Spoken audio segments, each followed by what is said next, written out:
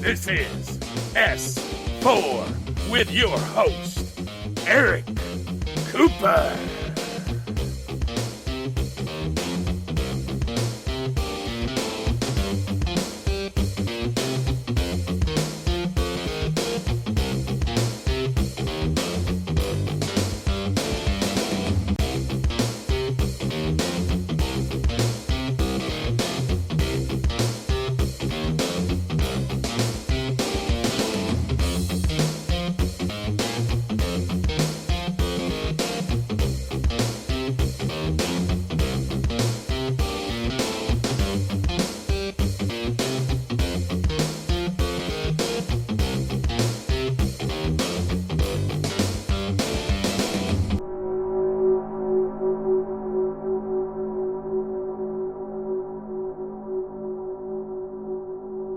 Greetings, folks, and welcome to S4. We talk about the real issues involving paranormal and current events. Coming to you live from the S4 headquarters in the heart of the Cascade Mountains of Washington State. So, we also cover topics such as disaster and terrorist response and preparation and veterans issues as appropriate. So, it's current events, and, well, it's really current here. Tonight, it's the 15th of March. We're in the middle of this coronavirus scare. So, we figured it was time to address some rumors. You know, 2 weeks ago, we did the whole pandemic and coronavirus show, and we talked a lot more about the biological side, the signs and symptoms, what to watch for, things of that nature. Wash your hands. Wash your hands. Obviously, some of our listeners obviously didn't. Oh, I'm just saying. I don't know how many... It's spreading fast. Dude, I don't know. They don't listen to S4. That's why. So we figured it was time to address some rumors, explain what's going on, why the panic, and why the hell are we running for toilet paper, and why the downplay, what can we expect? How do you prepare for what may be coming, and what in the hell is so special about this golden toilet paper? Oh my God. Anyway, tonight with us we have Cole and Kayla, we have Jalen, Francie Miller, our psych therapist, and Nikki Jacobs, our psychic. How are we all doing tonight? Excellent. Doing good. So, right off the top, Nikki. Yes. How have you been doing as a psychic with all this going on? Peachy keen. A smart-ass remark. Actually, pretty well. A lot of the same vision that I've had three main visions over the last 20 years that have been consistent. This one is revolving around what's coming. And I'm seeing a lot of stuff that's coming into play that can be talked about later. But yeah, it's been interesting. The spirits have been a lot more quiet, which is really surprising to me. Yeah, around me. Yeah. And I kind of think that that's because there's a couple of other paranormal things going on. But, yeah, because I'm hearing from other friends that are like, what the heck you talking about, woman? Right. So I'm curious, and I don't want to be disrespectful whatsoever. How do you differentiate your own personal fears and what you may be seeing as a vision?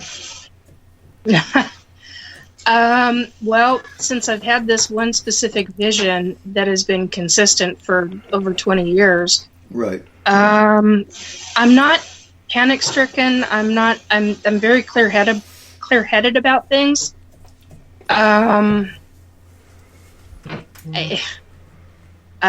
Frustrated with the government, but those are all personal things. But to differentiate between the psychic part of me and versus what I really think. Well, you're in King County, so you're kind of in the heart. No, I'm in Snohomish. That's still in the heart of everything that's going on, though. Snohomish. Oh yeah.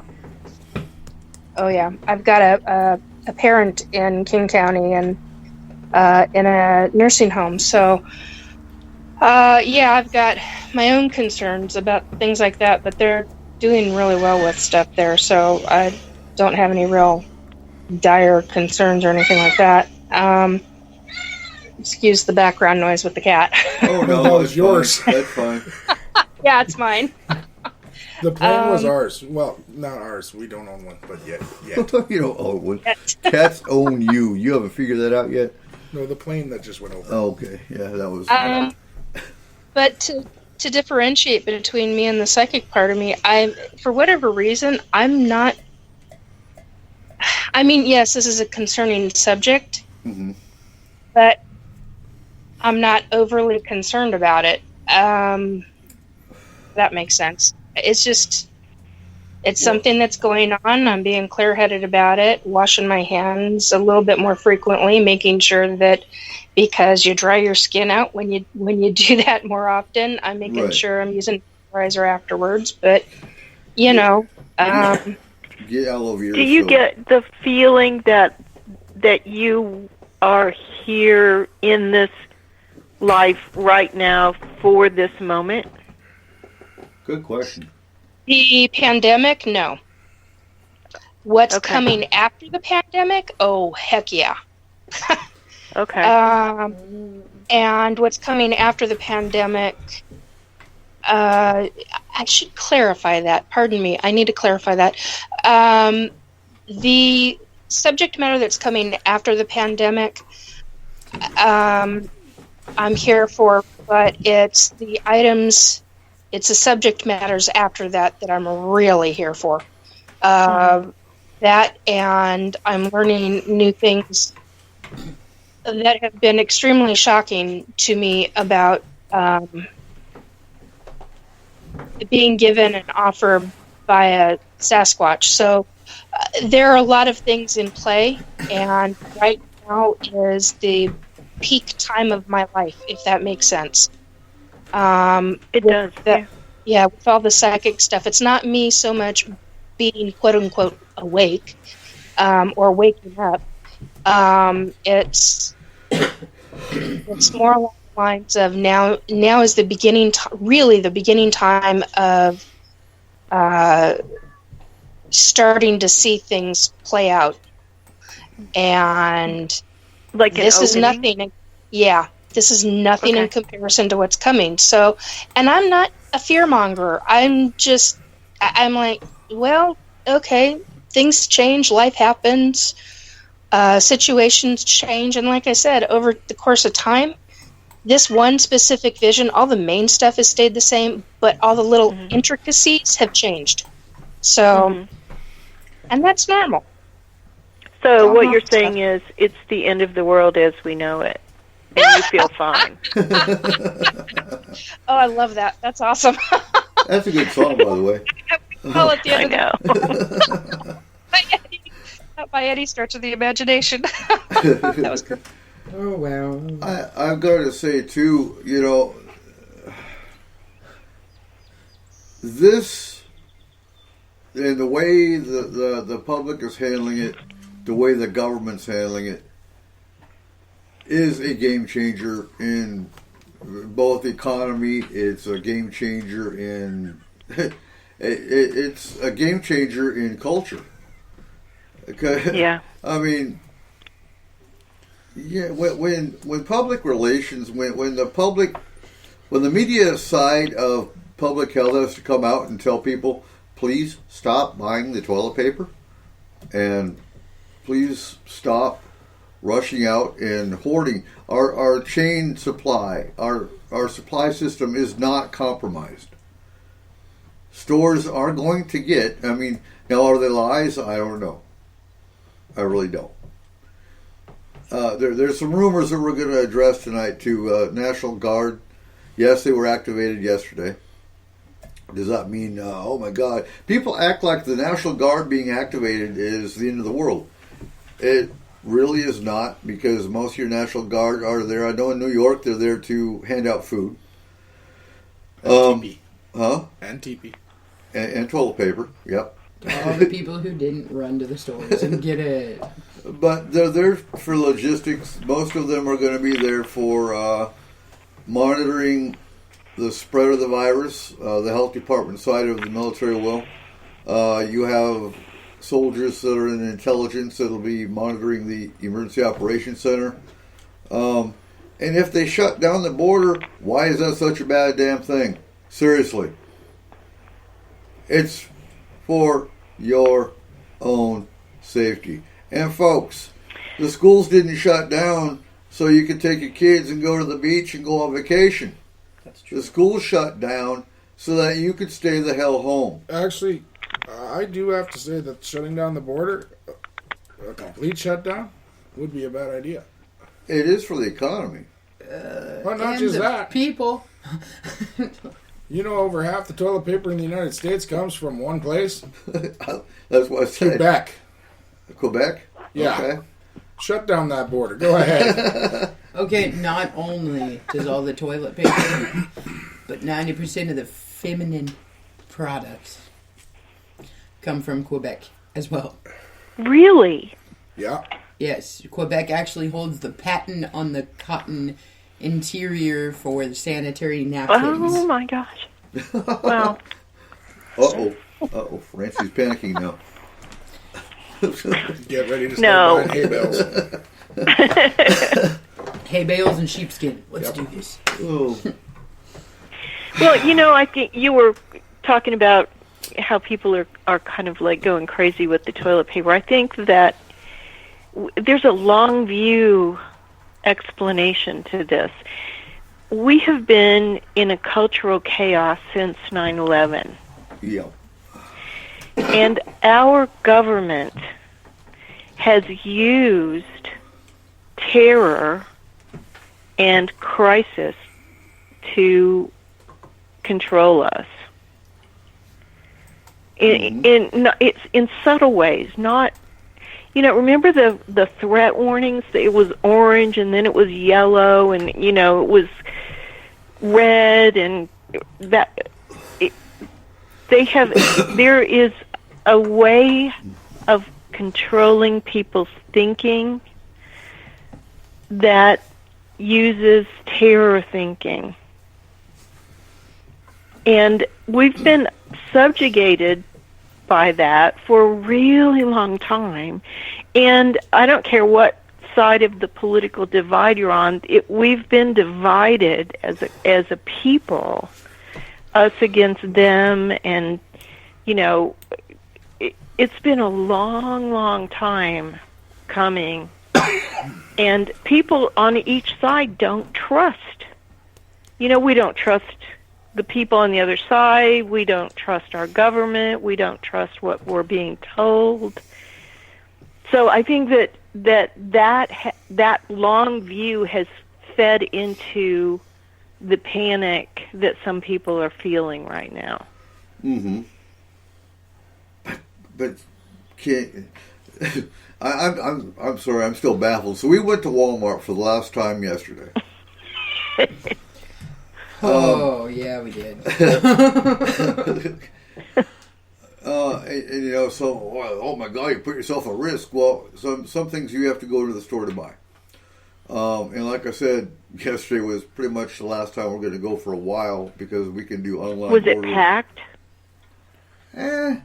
Yes and no, but I think the empty shelves are what shocked me the most. Actually, we got the worst looks out of everyone, I think. Yeah. We did because we had 3 shopping carts. I had my own shopping cart. Cole had his own, and Kayla had her own. Mine was overflowing. All 3 of ours were. But mine was overflowing because 3 of the boxes that I had took up half my shopping cart. And they were Tupperware containers to put my dried beans, my rice, stuff like that in. It wasn't a whole ton of stock. I had 400 items in my cart. Well, you're getting ready for Easter. Yeah.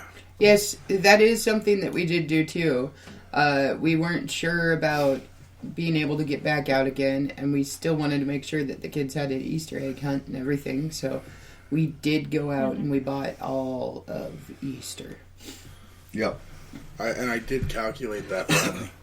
Huh? I did calculate that finally. I spent $400 on Easter total. See, and that's for 6 kids. Before people go, oh my God, you stocked up on Easter stuff? Yeah. Well, but between our 2 families, we have 6 kids. And there's no public Easter egg hunts. Nope. Yeah, so we wanted to still make sure that it was some kind of normalcy for the kids on a holiday. Yeah. And I think And that's really important. It is. Normalcy is important for kids. We'll talk about that in a little bit. About the psychiatric side of a pandemic. We bought 1,000 empty eggs. I'm going to cough into 5 of them. Oh, Jesus. Yeah. Luck of the draw, kids. Oh, but no, I do want to hit the psychiatric effect of a pandemic in the times we live in on kids. But you know, and I had fun. I got to say, I had fun. I made some people laugh because I walked into the Izzy wanted me to get some board games, some card games and things like that for the kids. School supplies. School supplies, because we're teaching our kids at home for 6 weeks. Maybe longer. We'll see. But I walk into the game aisle and it's fully stocked.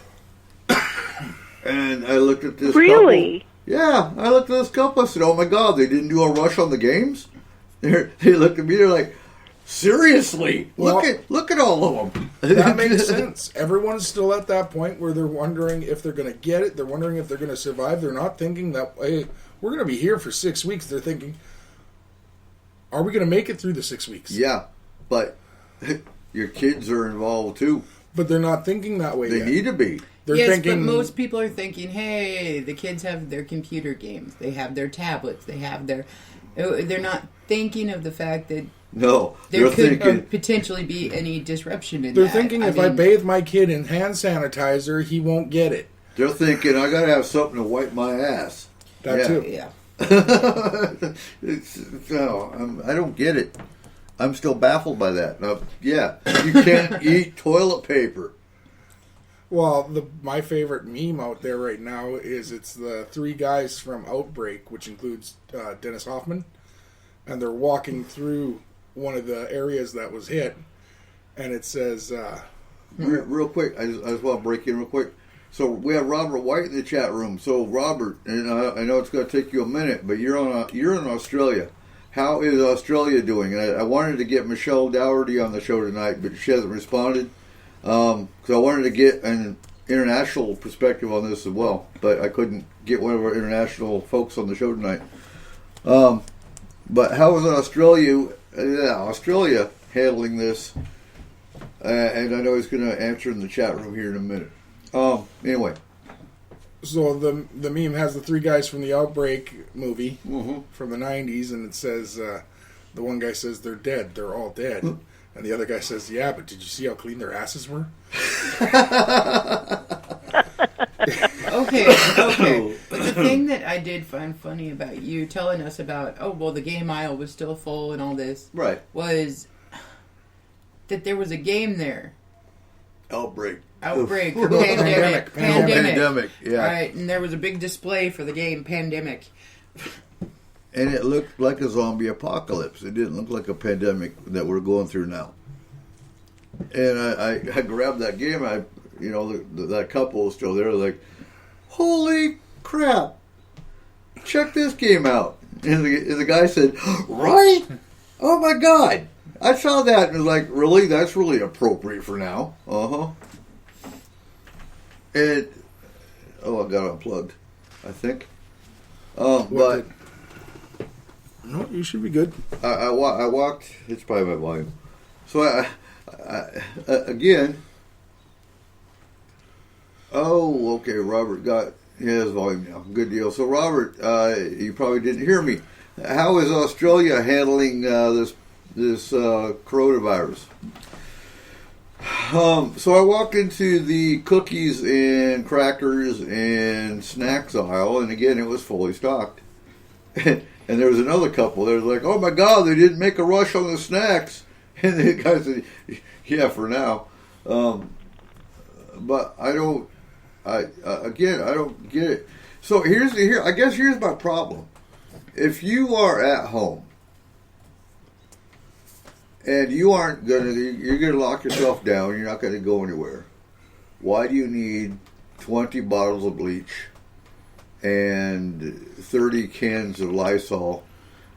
Folks, I was wondering about that. All you need to do is wipe your counters down once, and if nobody's leaving, nobody's coming in, the virus isn't going to come into your house.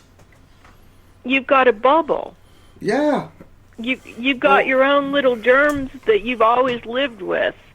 Let me specify, if you have metal countertops, you do need to wash those down 3 days in a row. Yeah, but you don't need 30 bottles of bleach. No, true. You don't. You don't need to stock up like that. Well, there's that one lady who's probably drinking it.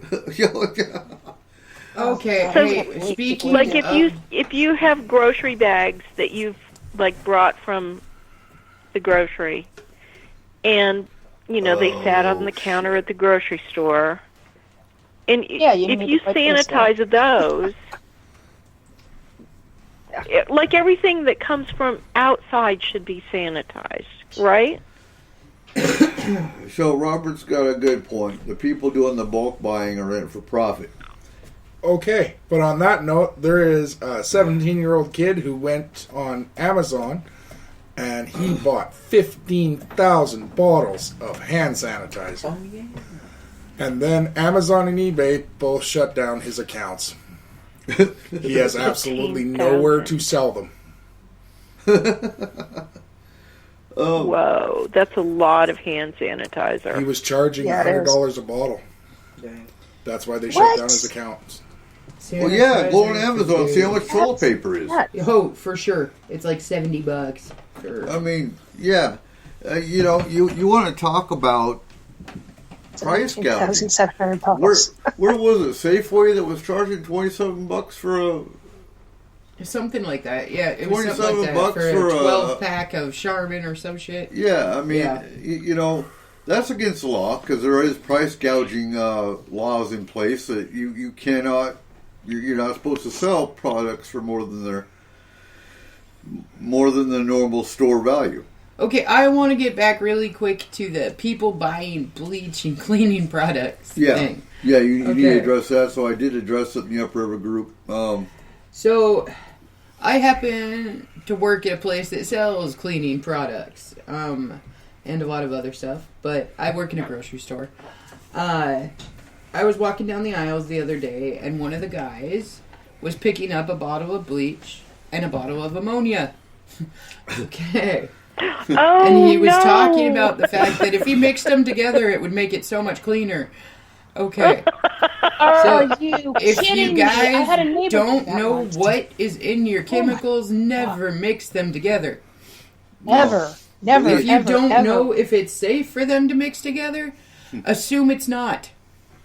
No, Doesn't that make a green cloud that kills you? Yes, Yes. it will. Yes. Yeah, it can. I had a ammonia neighbor, I had will a create senior a neighbor. mustard agent. It'll create an agent that will Yes. kill you. It Yes. will burn I your had- lungs. So please, I have a story about that. don't do it. No. I had a senior when I lived in the Crown Hill neighborhood of Seattle. I had a senior neighbor who decided to clean her bathroom with a combination of bleach and ammonia. Uh-huh. Paramedics, fire department, even the police came out for that one. Yeah. Her grandson found her on the floor. They don't know how long she was out at the time. She eventually became okay, but she was fortunate because that is seriously toxic. So real quick, Robert White is in Australia. They are implementing a lot of lockdowns in Australia as well, 14-day self-implemented quarantines for international travelers. That's a common thing, and that's how you eliminate this virus. I don't think people get that. I need to give a real quick kudos and shout out to Kevin Riley of the Mount Baker Presbyterian Church, who is a true religious leader that cares about his actual, congregation. He went and told them all to stay home, like all churches should be doing anyway. And he did an online sermon. I'm sorry, if you're a pastor or a clergy of any type and you think it's God's will that you should meet in church anyway because God will take care of you, sorry, wrong answer. God gave you a brain for a damn reason. If you are religious and you are unable to go to your church and your church is not offering anything, the Facebook group that he created for his online services is called Mount Baker Faith Community. Yep. Go join his Facebook. Great church. And I'm not sitting here to bash on religion, but I am here to bash on pastors that obviously don't care about their elderly, don't care about the health and the risk that they're putting their people in. That's shameful. God gave this, humanity scientists for a reason, doctors for a reason, and you a brain to take care of your people. You're supposed to be taking care of your people. Telling them that God wants you to come to hear you talk about God is not taking care of your people. I don't truly believe he gave everyone a brain. Well, obviously not. Some of them didn't go see the wizard yet, and they'll get it eventually. Well, I mean, okay. For instance, take into account all the Islamic calls to prayer that have been canceled. Iran. Yes, and it is a huge deal. Oh, yeah. In those countries, and they have canceled those because of the fact that they do not want that many people in one area. No, they can do their call to prayer at home, and that is exactly what they're doing. Mm-hmm. But having a community gathering or a congregation going to church, there's Kentucky. There were churches in Kentucky that said, "Oh no, we're not going to listen to the governor because the governor's we will cancel church functions, but we will not cancel our church services." Really? Then I think there's somebody stirring that up, because I've heard the same thing here in North Idaho.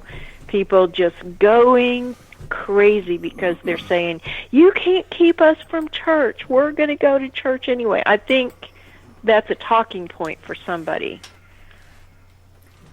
Yeah, I would agree wholeheartedly. Yeah. Maybe, but I'm seeing this from pastors on Facebook. That they're coming out and saying, we're not going to pay attention because God will take care of us. Well, that is a really messed up mentality, in my opinion. Wow, that's harsh. Well, you got to understand that there's still at least 50% of the country that believes that this is no big deal, that, flu-like symptoms, I ain't worried about it, the flu kills more people, blah, blah, whatever it is, okay? I hear this all day long. People going, this is ridiculous, this is stupid, why would anybody do that? You know what, we're going to go to this biker rally up here. We're going to this concert in this state. We're doing, I hear this all day long from people. Yeah. So you see it in the upper group. Until it directly affects them in some way, that's going to be a huge population's mentality. Is the fact that, unfortunately, we as humans believe we are way more invincible than we actually are. Yeah. And we have a mentality of, it's not going to get me. No. Or if it does, it's not going to matter. Well, maybe it's not going to matter to you, but for I anyone can tell listening, you. How serious this is, NASCAR shut down. Okay? All the sports shut but down. But NASCAR. Oh, yeah. Yeah. They go in hurricanes. Okay? They do not shut down. For a hurricane? No. And yes, they're still racing, but to empty freaking stadiums. No, they shut down, and that's money. That's money they're losing. Absolutely. So, yeah. Maybe you should pay attention, folks. This ain't the flu. This is far worse than the flu. Well, we're only into this 2 weeks in the United States. So, yes, the coronavirus started in 2019. Yes. In China. Yep. But in the United States, we're only into this 2 weeks. Yeah, our first documented case in Washington, at least, was the 29th? February 29th. Mm-hmm. And we're only a couple weeks in. And now. we're only we're the ground zero for the United States, because the Yep. first case in the United States is here in Washington. So, for as many deaths in a 2 week period, and look at Italy. You want to talk devastation. Look at Italy and how many deaths they had in a 24-hour period. And you want to They're compare saying this? that Italy is 10 days ahead of us. Yeah. If we don't do anything. Right? That's what I'm saying, is that we're looking at statistics, looking at numbers, and we're not far off if we keep down the same path. We needed to do something in order to keep it from spreading that fast. So for the ones whining about the flu is far worse than this, yes, the flu numbers of death have been far higher in a year period, not in a 2 week period. Mm-hmm.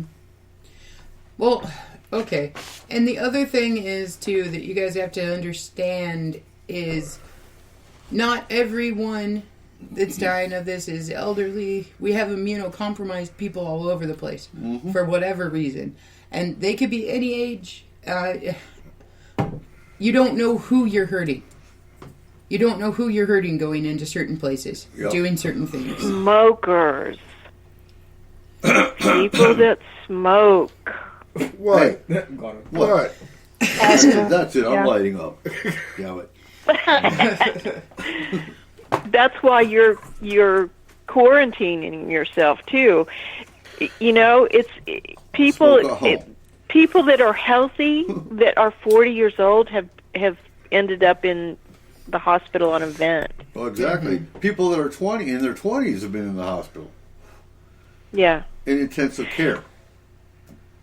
So yeah, this is not the flu. So are your hospitals filling up over there? Oh yeah.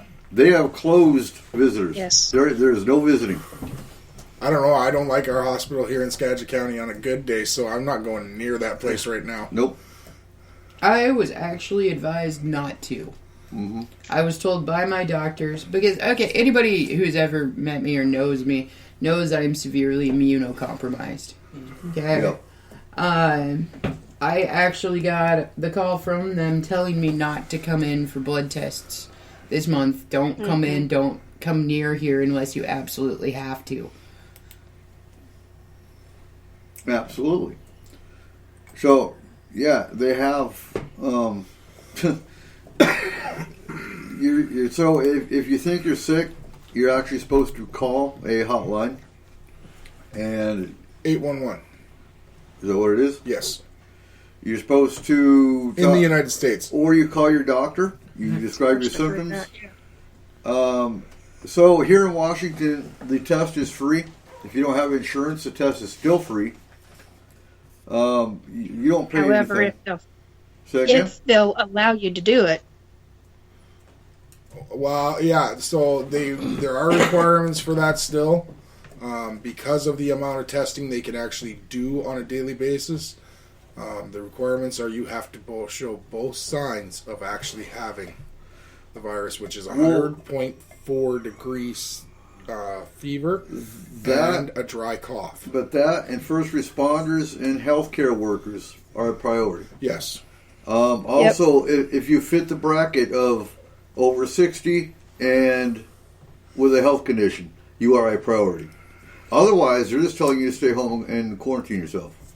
Now, you guys also know that there is the My Portal, okay? So, for Skagit County, for Skagit County Health, for Peace Health, for Providence down in Everett, Swedish, all of these have the My Portals for their patients, where you can do your online consulting with your doctors. Yeah. So, if you are seriously worried that something is going on, and you're afraid to go down to the doctor or whatever for it, get on that My Portal and shoot them a message. At least then you are in communications with them still. And if it is serious enough where they need to see you, then they'll tell you that they need to see you. Now, there is an aid package coming as long as it passes the Senate to the United States. Which one? The unemployment one? Well, it includes... That one's already passed.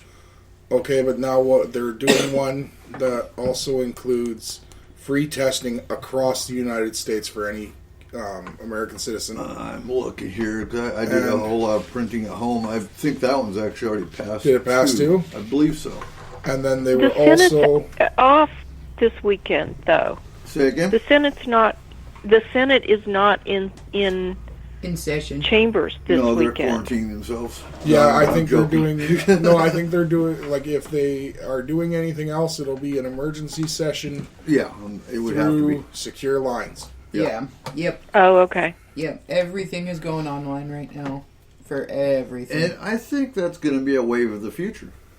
I mean, from this point, I think they're doing a lot of testing with it because of this.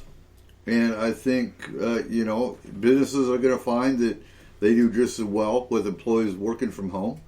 I don't know how the schools are going to stand, but honestly, this is a wake-up call. Okay, well, it's not just there's a wake-up call. It's a matter of major changes coming down the pike for everybody regarding how we deal with everything. Regarding whether it's medical versus schools. There's going to be some major changes across this country. Okay, so yes, you can probably get just the same or a better education online than you can at an actual physical location. Mm-hmm. But as far as I am concerned, one of the biggest reasons, well, two of the biggest reasons that I wake up in the morning, that they wake up in the morning, that they get on that bus, that they get to school is, first of all, you have the social aspect of schooling. Mm-hmm. And if people cannot relate to other people and they haven't had to, then what kind of an adult are you going to become when you have to be in that situation? And second, it teaches them time management. If you can get up and you can go online anytime during a 24-hour period and fill this stuff out, as long as it gets in before X date or whatever, for kids, that does not teach them structure of time.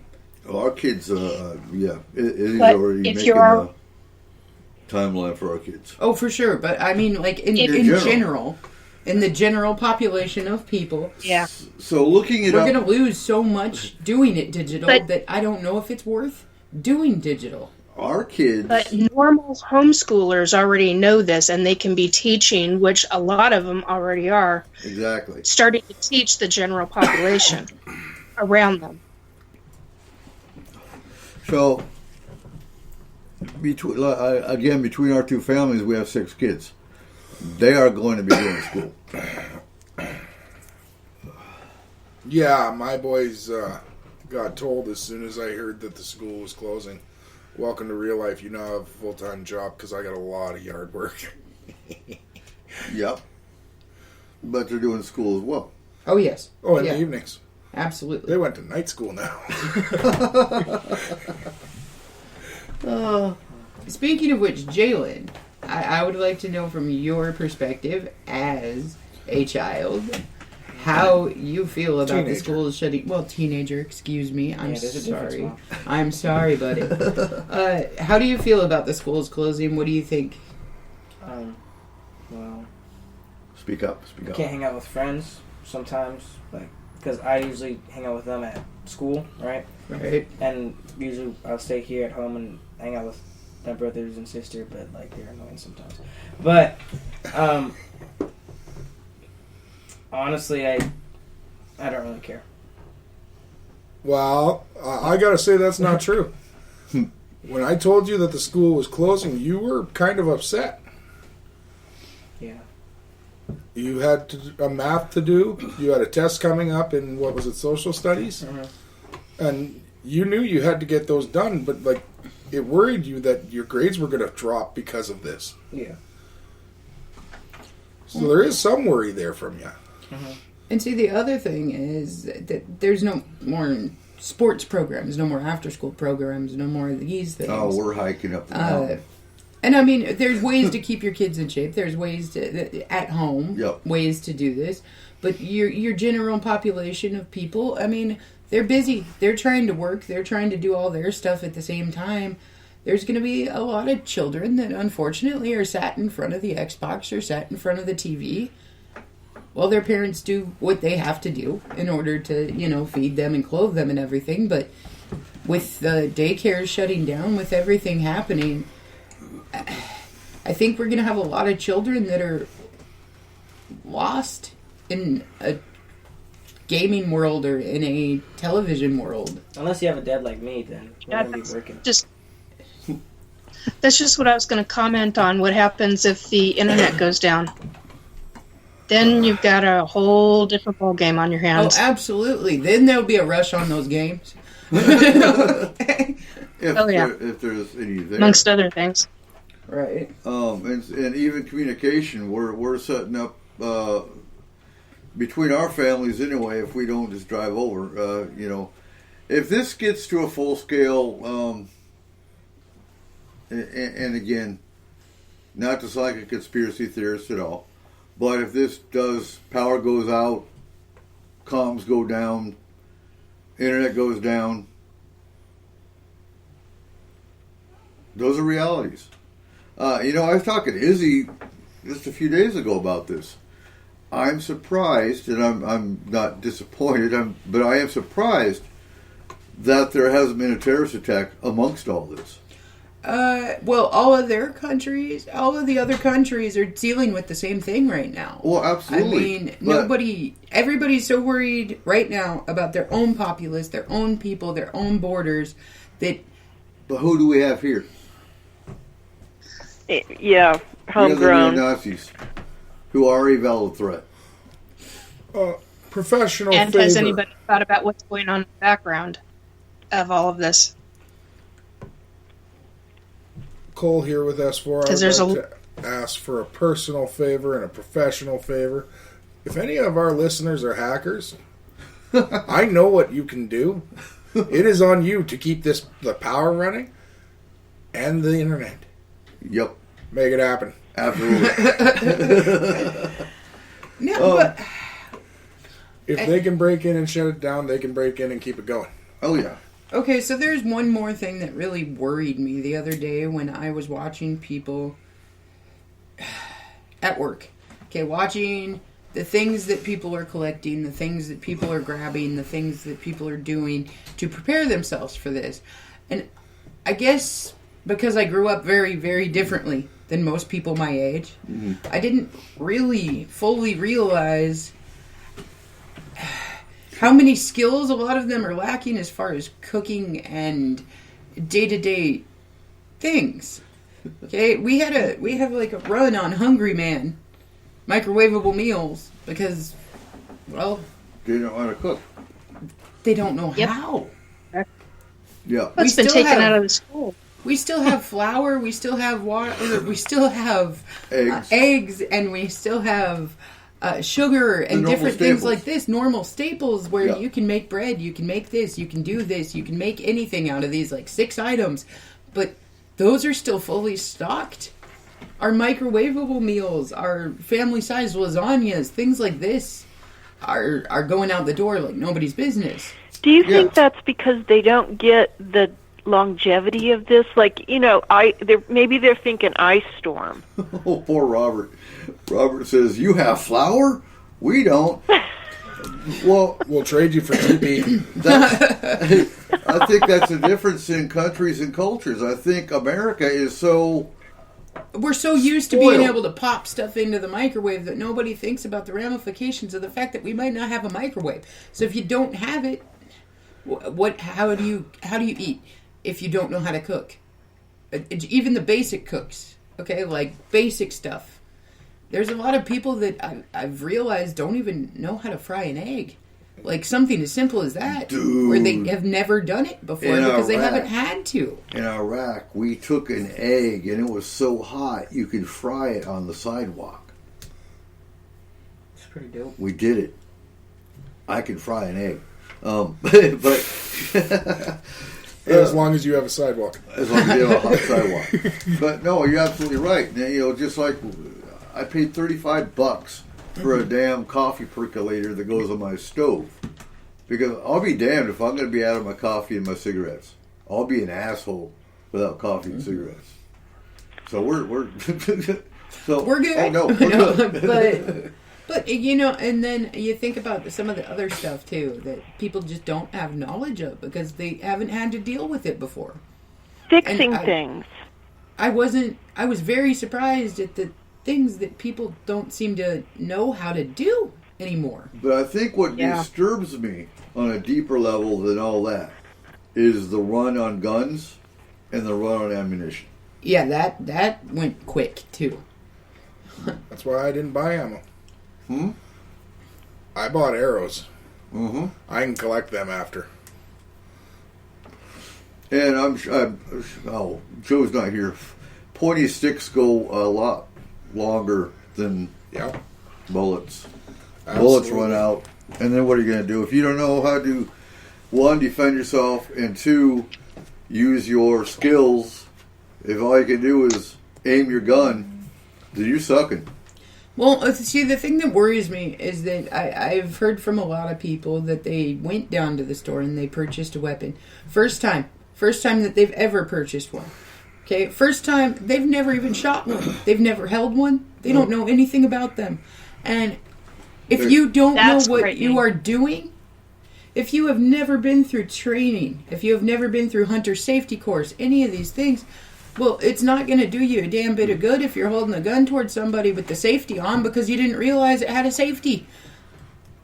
All you're going to end up doing is hurting yourself. More accidents happen in families and in different units and stuff like that with a weapon with somebody that has never been trained or doesn't know how to use it. Right. They're going to shoot themselves in the foot. You're going to hurt yourself or your family thinking that you are protecting them because you do not know how to properly use that weapon. Absolutely. And, so they still had ammo and weapons and stuff at Walmart. I saw that. And at Big Five. And at Big Five. Big Five had some too. And I got ridiculed in the upper group because I was at Skagit Arms today and they had all kinds of. Well, yeah, they were out yesterday. They were out the day before because there was a run on it. That doesn't mean they didn't get a shipment. Oh, we get shipments every day. Every day there's shipments of stuff coming into the stores still. So I think when I start worrying is when I see lines at the gas station. That's kind of our baseline because, Izzy's been through Katrina. She's been through hurricanes. She saw the ramifications of a hurricane and panic when she saw people fighting over a 5-gallon can of gas. I told you, the day I worry is the day they say all non-essential emergency personnel go home. Mm-hmm. That is the day I will worry. But no one's doing a run on gas. No one's 1970s run on gas. That was not fun. Yeah. No. I was a kid, so I don't quite remember that. But yeah. But see that goes back to the whole thing of people are preparing for the next week, 2 weeks. Yeah. Okay, so in that sense, yes, your frozen lasagnas, your different things like that, your breads, your good on you. At least you're preparing for the next couple of weeks. Right. Hey, but if this goes beyond, if it goes anywhere near beyond that, if it happens anywhere near what it's happening in Italy right now, or in other certain countries out there that. You're on a full lockdown for quite a while, and you are not allowed to leave your home. Well, what are you going to do when you run out of food? Like, I get that they're trying to figure out different things to do with that. They're trying to figure out, like, letting certain amounts of people go into certain places and get certain things that they need and everything like that, but... And on a good note, I was able to confirm this on 3 different sources. China has started to reopen businesses that were shut down due to the virus. Mm-hmm. Yeah. Because they I've heard that too. Okay, can I be they're, like you know, a little bit of not devil's an advocate individual... here, though? Wouldn't that be a little too soon to reopen businesses? I mean, if it's still circling... According to the major scientists that are actually studying this, no. Okay. No, I was honestly asking because if it's airborne and it's still circulating, then wouldn't it just come back around for round 2? So it has very different communicable distinctions for every type of situation. For example, it can survive if someone coughs 7 feet and then it drops to the ground. Mm-hmm. On metal surfaces, it can survive for almost 2 weeks. Right. If nothing is being done. Right, and I The realized thing is, that they did a full sanitation, they did all kinds of things. Beyond what we could even imagine of what a sanitation is. I understand that what I'm saying, though, is like, in the global scale of a pandemic, eventually wouldn't that circle back? No. And start a whole new cycle. What they're trying to do is not only stop the pandemic, but also stop the economic collapse that is coming with it. Okay, I understand that then. Okay. And some people have had it more than once Yeah. already, so. Mm-hmm. Which, that alone is interesting. And there's a lot of people online. There are 2 different strains, though. They've identified 2 separate strains, so I'm wondering if they got one and then got the other. Okay, Maybe. so are we talking 2 separate, totally, completely separate strains here? Or are we talking a mutation of the first strain? I don't know if it's it's probably a mutation, but I don't know the science yet. So it depends I just on know which that sort, they're talking to. It depends on which expert you listen to, because all these different experts, whether they're a virologist or a bacteriologist but it depends on which expert you listen to, because they all contradict each other, because they don't know, because it's new. Yeah. Or it's a new strain. No, it's not new. Coronavirus has been around for a long time. It's the common cold. But this is a different strain. It's too new for them to know all the answers. And it's been morphing or changing twice in a month, which, I was talking to Marco about this here about a week ago. That's normal. It's normal for them to mutate twice in a month. That's a normal reaction for a virus. But when you get to a different strain, I don't know if that's... I'm not any kind of person on this, but that could be why you get it twice. I figured it out. You did? I did. Okay. I figured out the run on toilet paper. What? Please tell us. How many people do you guys know that if they laugh too hard or they cry or they cough, can't hold their bladder? I know tons. I know tons of people who can't handle that. What is the number one symptom of this disease? A constant cough. Right. They're getting prepared. There you go. That makes total sense. That's why only about half of us are actually running to the toilet paper aisle. And it's not just toilet paper; it's paper towels, napkins. They grab whatever Any they kind can. of paper product they're snatching up and hoarding. We're almost to the point where it's going to be copy paper next. Oh no! I need my printing paper. It's a little rough, but it'll work. And there go the trees. So Francie, let's talk about Idaho. How many cases you got in Idaho, and how's Idaho handling this? Our politicians woke up yesterday. And they have actually been coming out with good information for people. I live in North Idaho, and our health department has been working with our hospital and other members, like ER docs, for about a week. They've been meeting and making decisions for our community, our local community here.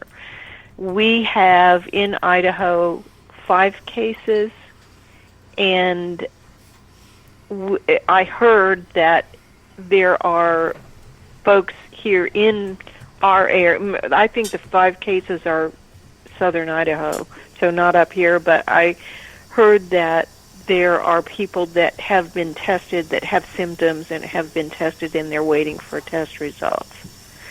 It cannot be true that we don't have any cases up here, but I would say 60% of the people that live here in North Idaho believe that it is a hoax. Yeah, and that's part of the problem, because they're going to spread it. Yeah.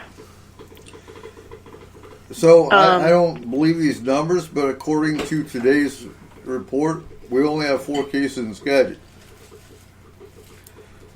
which I think is BS. I really do.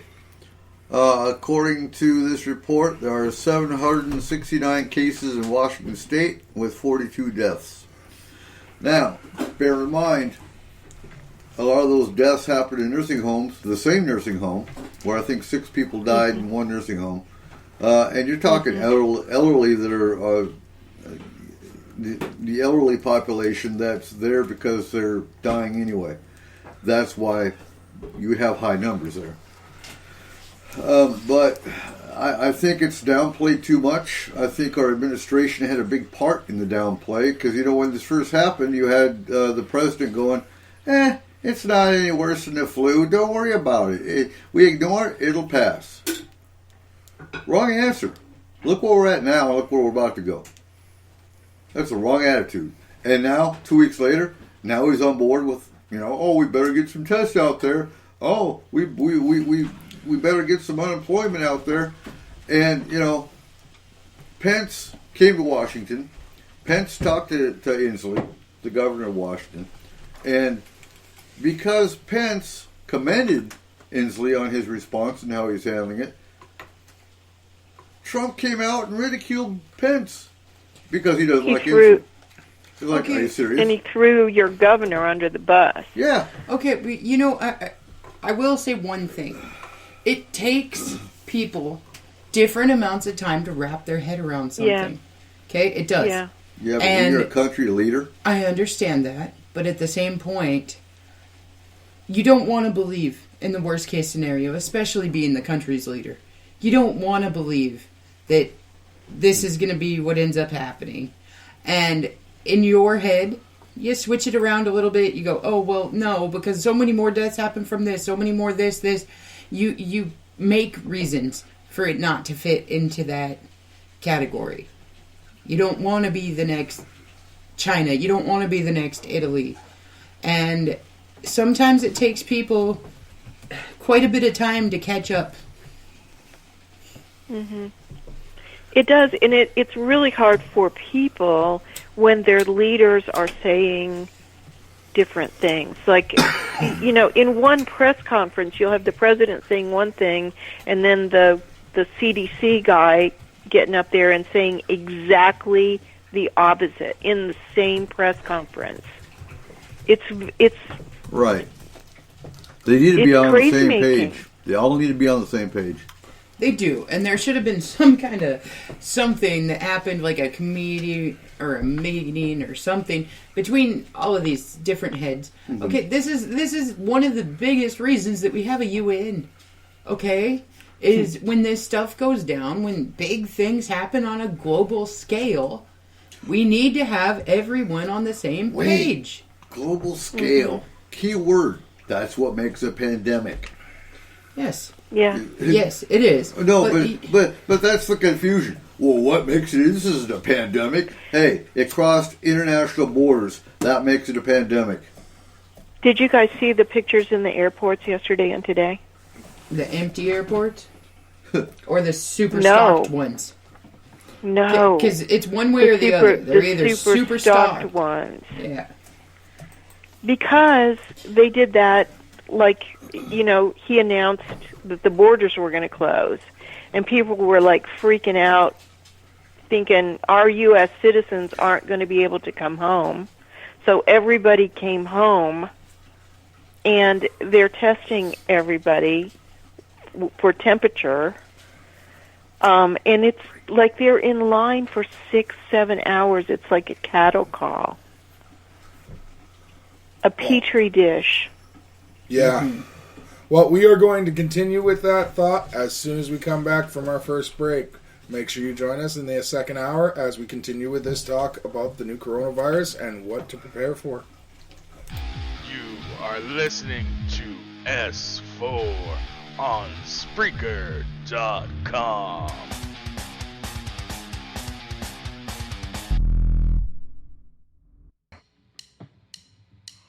They say I'm evil, they say I'm dead inside. Check out my ego, 'cause I'm running here tonight. Just burn me like a witch and watch as I catch fire. But I cannot die, I am your poltergeist.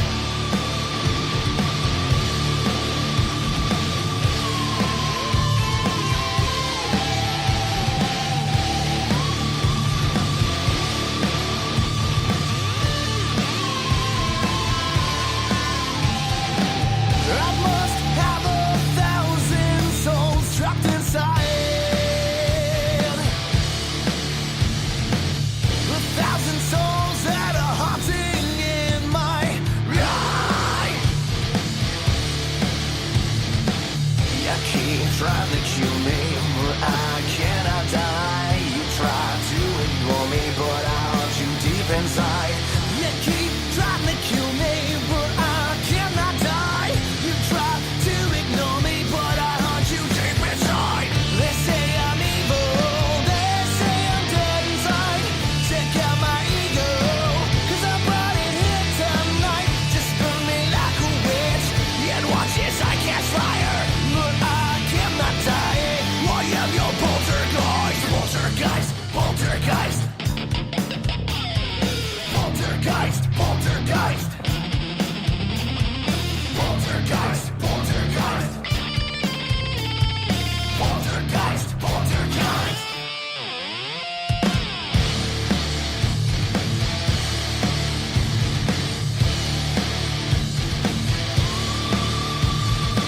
I'll eat your dreams while you immerse in all of your hate. Just waste away like you're destined by your pride. I'll be alive but I'm dead to watch you die. So go ahead and take my life, I dare you to try it. You keep trying to kill me, but I cannot die. You try to ignore me, but I haunt you deep inside. You keep trying to kill me, but I cannot die. You try to ignore me, but I haunt you deep inside. They say I'm evil, they say I'm dead inside. Check out my ego, 'cause I'm wanting here tonight. Just burn me like a witch, and watch as I catch fire. But I cannot die, I am your poltergeist. Poltergeist, poltergeist. Poltergeist, poltergeist.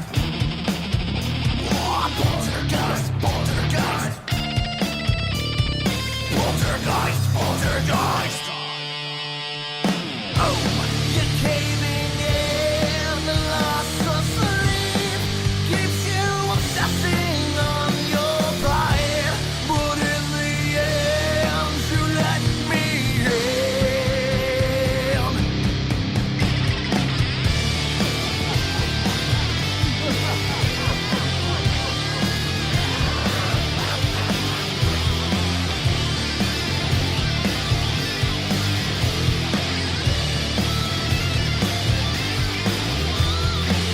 They say I'm evil, they say I'm dead inside. Check out my ego, 'cause I'm running here tonight. Just burn me like a witch, and watch as I catch fire. But I cannot die, I am your motherfucking. They say I'm evil, they say I'm dead inside.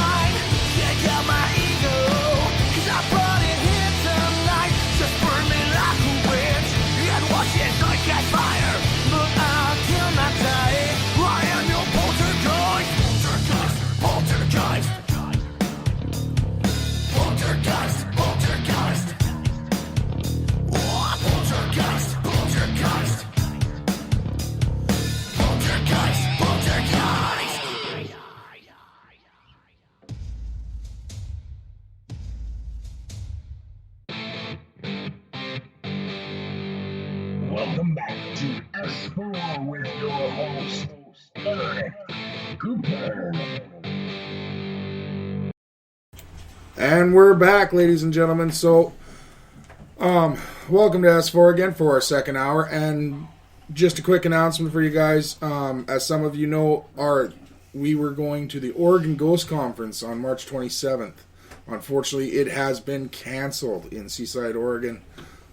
So we will not be going. That is a huge hit for Oregon Ghost Conference to take. There are a lot of fees associated with that are non-refundable. This is their 9th year running. They want to continue doing it. S4 ourselves has donated our vendor fee that we paid and for our the year. Commercial fee. Yeah, and our commercial fee as well. Back to them. There is a way, if you were planning on going, to still make sure they come back next year and make sure they have a good event. If you go to www.oregonghostconference.com, you can buy a digital badge which will be shown on their website, and they will also recognize you through social media and their newsletter. It's like buying the little shamrocks at Dairy Queen and those kind of things. Yeah, but it's a digital one. So if you can spare $5, $10, $20, or $40, go and show them some support so we can make sure we make it to them next year. So real quick, how many tickets did they sell? I don't know exactly how many, but they were in the thousands. And folks, having a run at Paracon for 4 years, I can guarantee if we had, oh my God, the amount of money they would have to put back, I mean, that sets them back big time. If they had to refund all those tickets, all the vendor fees, I mean, that's a big hit. Yeah, and there is a lot of people donating that back as well with us. Yep. They did allow they offered a refund, or they were willing to roll over for the next year. A lot of vendors, a lot of people who bought tickets just for the event to come as a guest, they gave them their ticket money as support. Yeah, and that's awesome. Kudos to you if you're one of those people that did it. Yeah, because they definitely need it, because that's a big hit. And this was a huge event. They had 3 ghost walks. 3 ghost walks running. They had mediums coming out to do live shows, and they had all kinds of things going on. It was going to be an amazing event for not only for the Oregon Ghost Conference, but also for the town of Seaside. Yep. And unfortunately now, because of that, they both have lost a lot of serious tourism dollars. And I've got to give a shout out to Red Lion in Seaside, because that was so awesome. Because I called them to cancel our reservations, and they had no problem. Just canceling, not a big deal. But they were so disappointed because the guy I talked to on the phone was, "Oh my God, you guys were coming to the Ghost Conference, weren't you?" Because I didn't tell him what I was canceling for. And I said, "Yeah, we were vendors. We're a paranormal show that was going to the Ghost Conference." And he says, "We're just as disappointed as you guys because we were going to play pranks on you." Like, seriously? Like, yeah, all the Ghost Conference guests that were coming, we were going to play pranks on them. I'm like, you wouldn't be too happy with the outcome if you played a prank on me, but okay, we'll see you next year, and you go ahead and try it and see what happens. But yeah, if they let me into the hot tub at all hours of the night, they can play any prank they want. I really don't care, right? As long as I'm allowed in that hot tub. We'll be there next year. So look forward to that. Saddest about. So I am. We're canceling for the McMinnville UFO Festival as well. I don't think we're going to go, even if they do put it on, just for our own safety. But I am looking forward to, hopefully by September this all clears up, and we will be at the International Bigfoot Conference. Well, and first we have Skagit County Fair. And before that, hopefully we will have the 4th of July Logger Rodeo Parade in Cedar Woolley. Yep.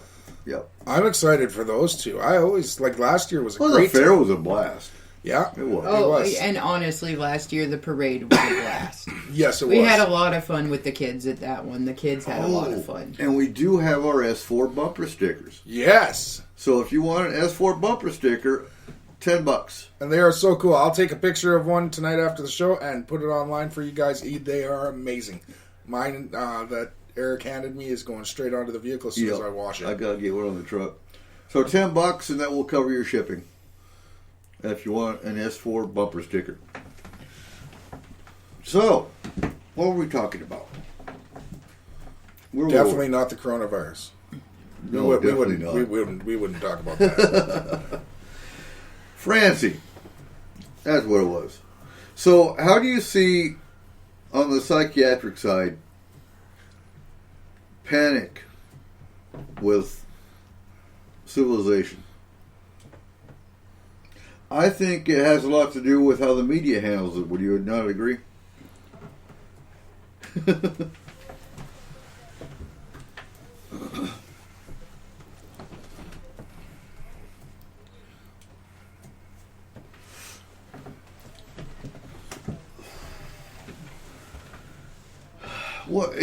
But honestly, and that could compare to Y2K. That could compare to 2012. Oh my God, there's a meteor that's going to hit. You have to come to my survival store and buy this so your family stays safe. Yeah. Think about the old times when everybody was so scared of the bombs dropping that they went out and they bought plywood bomb shelter. Okay. Hey, that would have saved them. Okay. Absolutely. It's the same story. It's just a different time. It's always the same.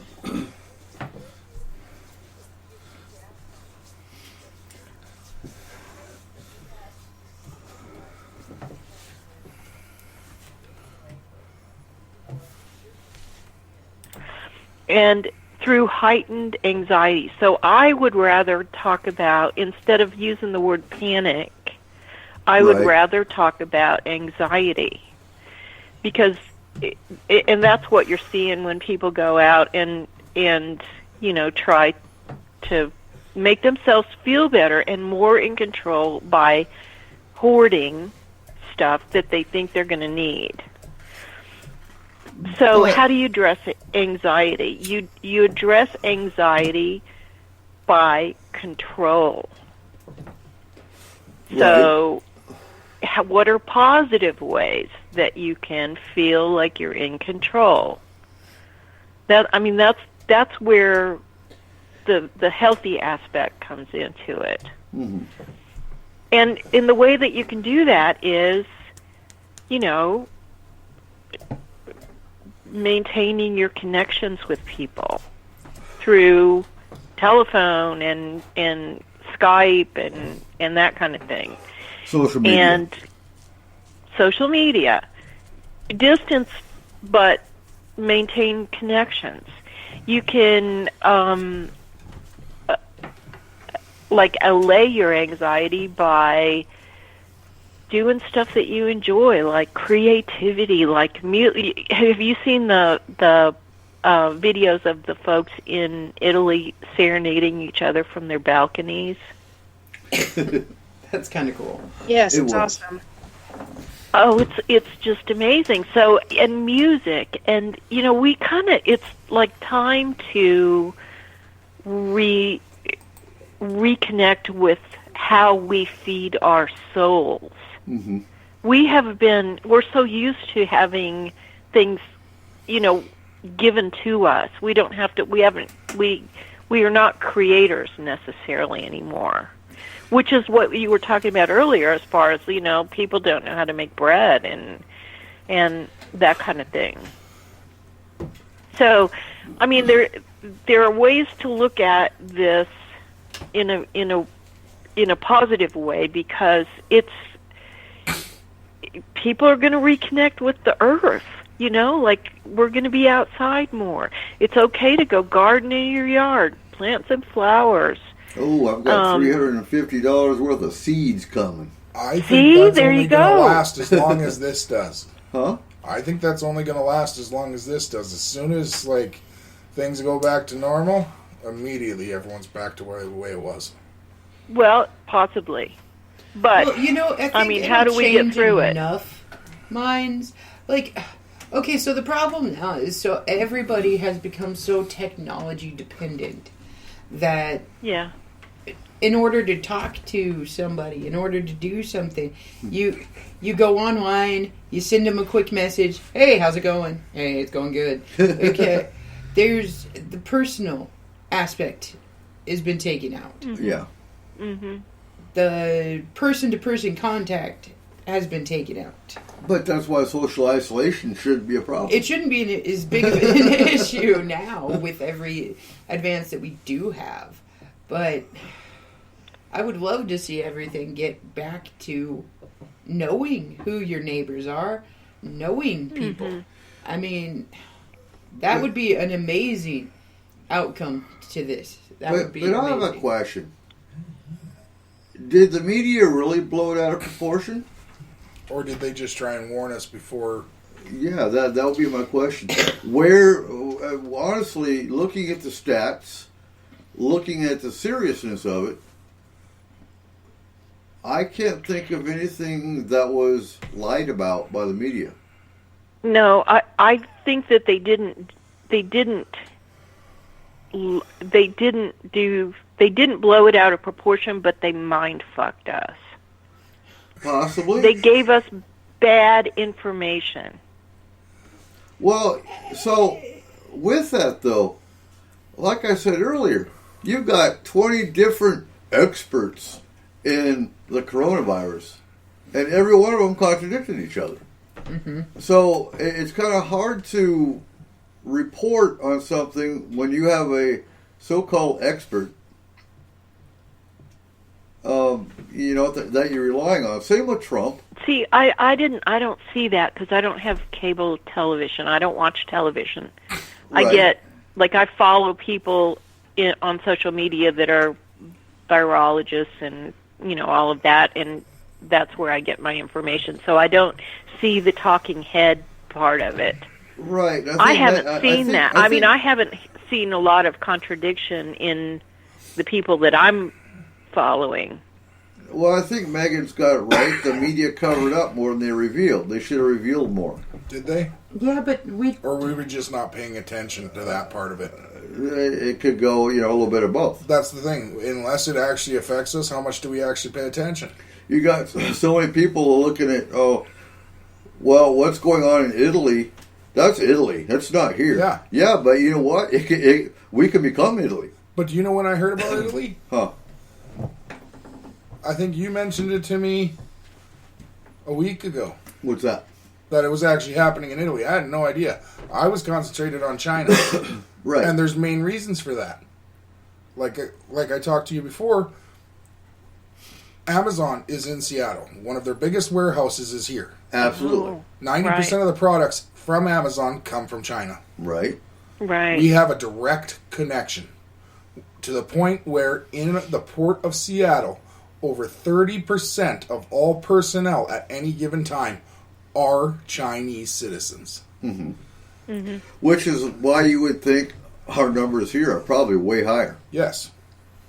Anywhere with a port on the West Coast is going to have higher numbers. Right. But ours and San Francisco's are two of the biggest. California. So today, the California governor put out that he wants all elderly to self-isolate. He wants all bars to close down. And he wants restaurants to restrict how many customers they have at any given time. Limit their capacities. Yeah, limited capacity. And then, of course, you got the conspiracy theorists. It's the end of the world. And, oh, my God, the National Guard's been activated, so they're going to go, what are they going to do? Go door to door and kill people? No, they're not. That's not what the National Guard's there for. They're there to, one, distribute food, like they're doing in New York.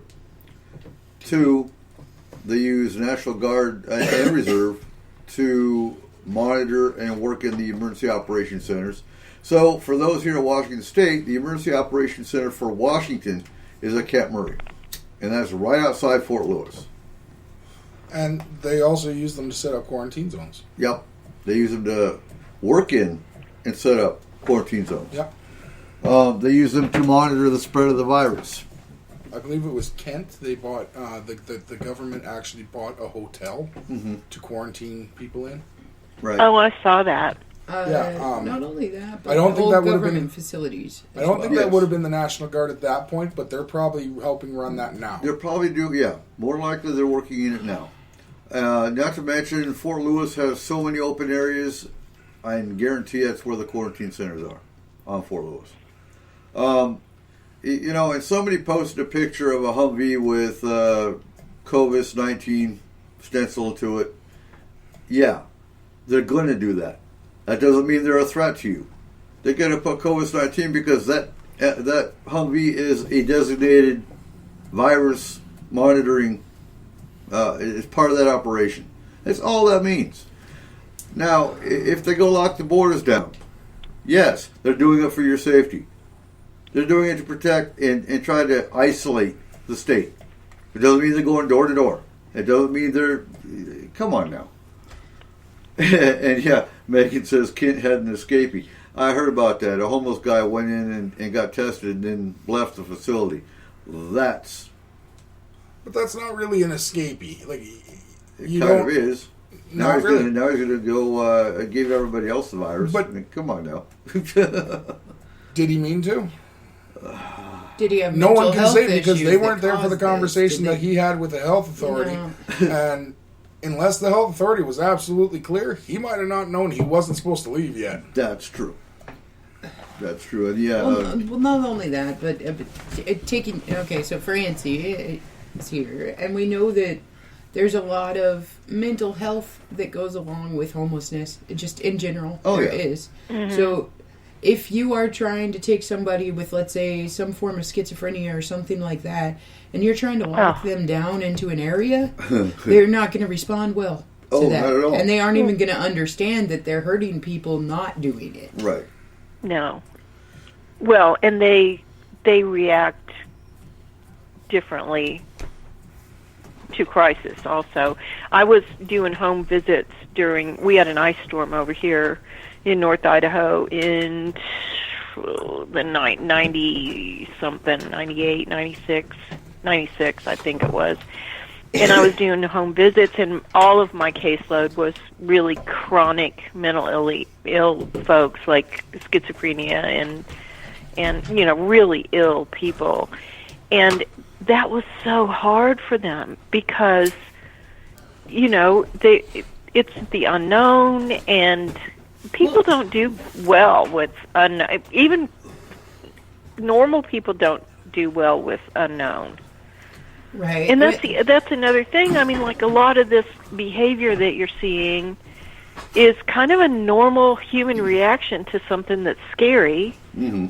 We've been pretty insulated, really. So with that is denial, and I would have to say the ones that are denying it's real. For some of them, not all, some of them are just ignorant, but for some of them, denying that it's real is also a protective tactic for their own psyche. Yes. Absolutely. Okay, but there is one thing I am going to have to say here for the people that are doing runs on stores and grabbing unessential needs.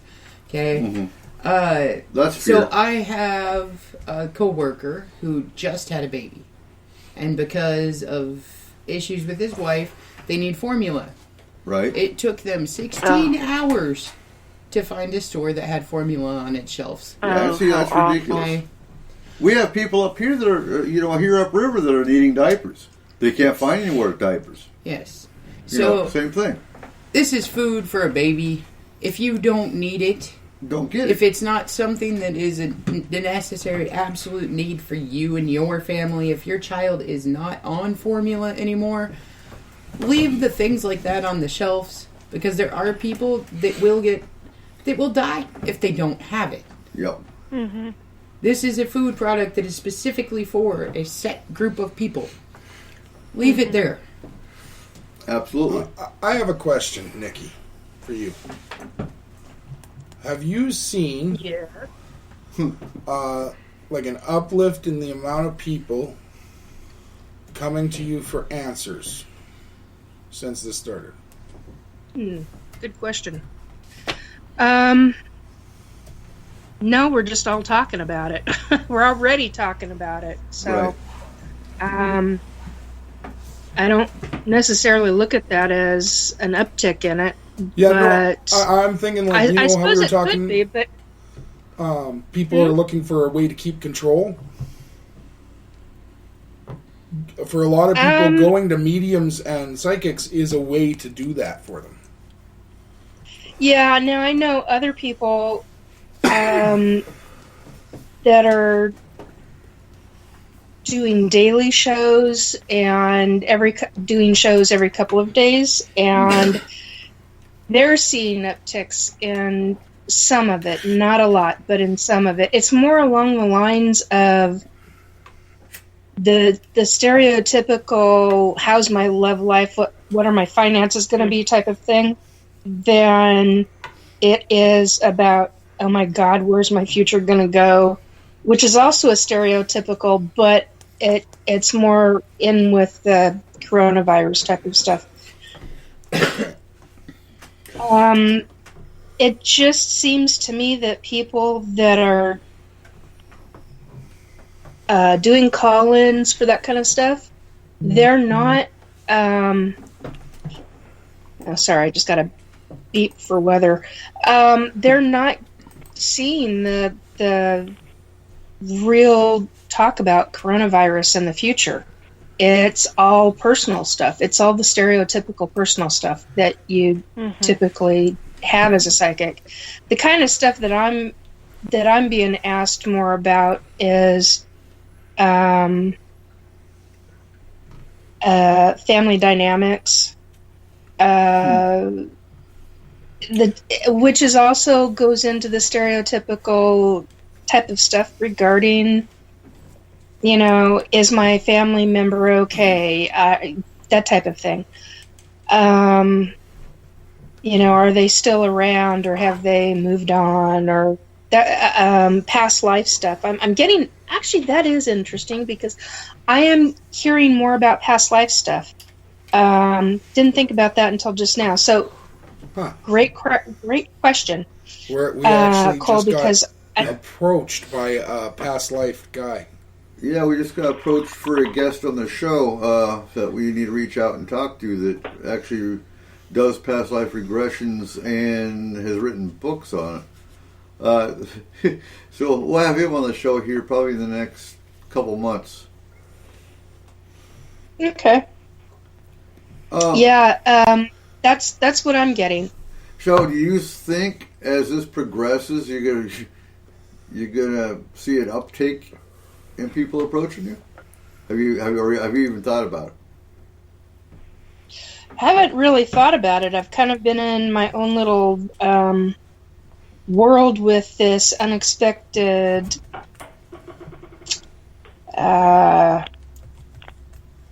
Sasquatch thing. So what's going on with Sasquatch? Hang on, let me find out if I can even.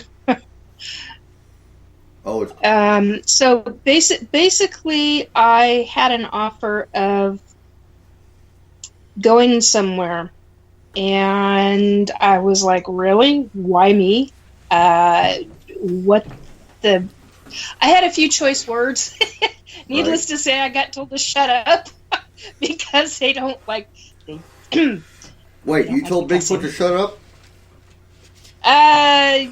Politely. No, actually, I got told to shut up. Okay. But actually, there have been a couple of times when I went, "What the hell are you talking about? All right. Shut up! What the hell are you talking about?"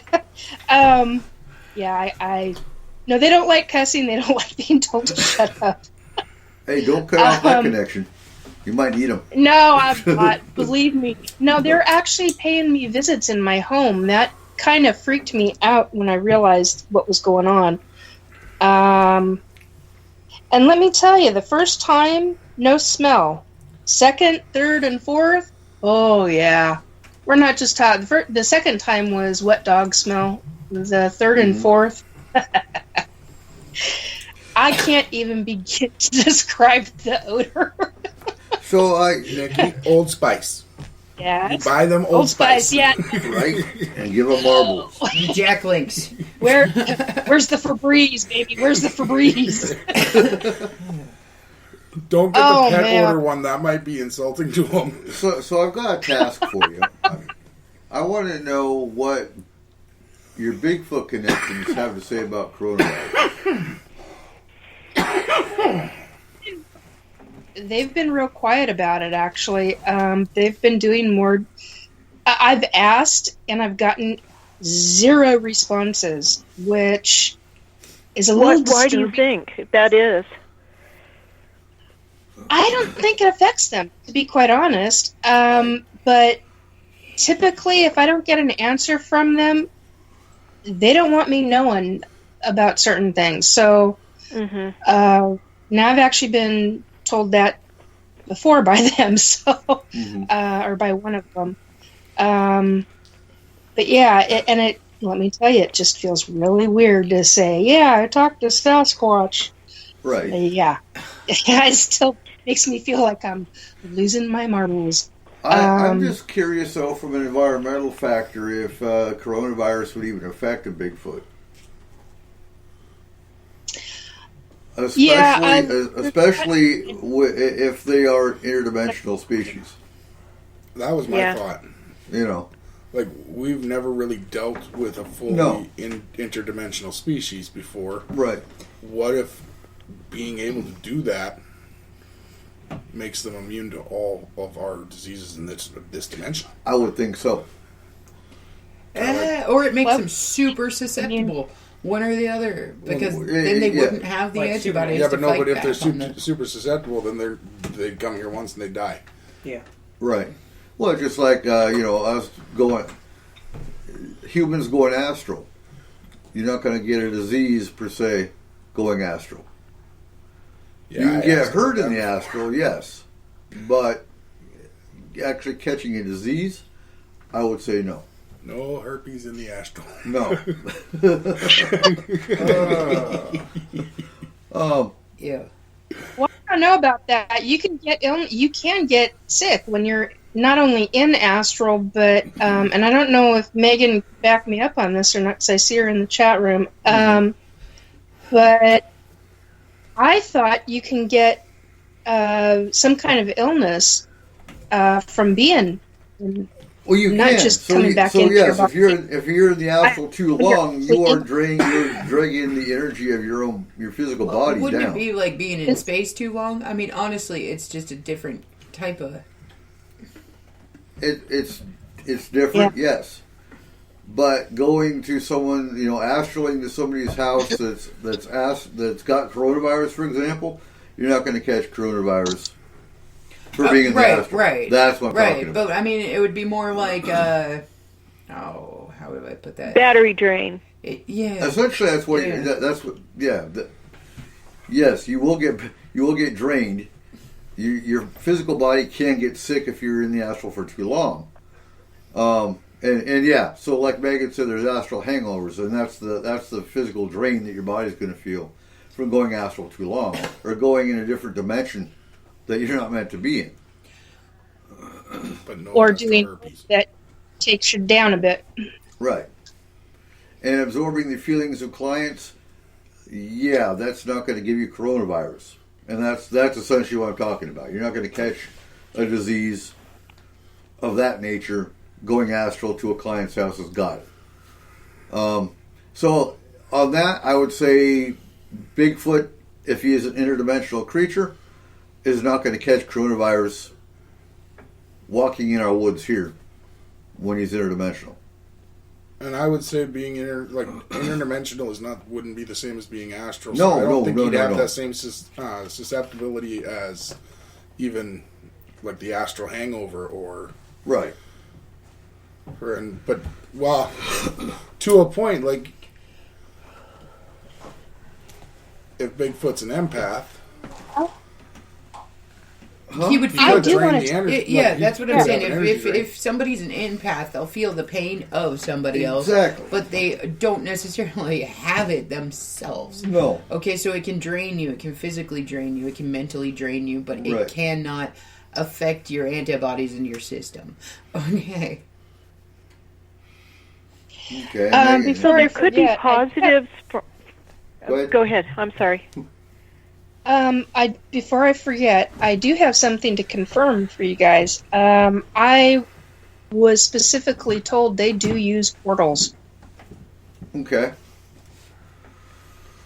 So even though it's been suspected, I got confirmation of that from 2 of them, female and a male. So not interdimensional per se, but they use portals to go to another dimension, essentially. Mm-hmm. Okay.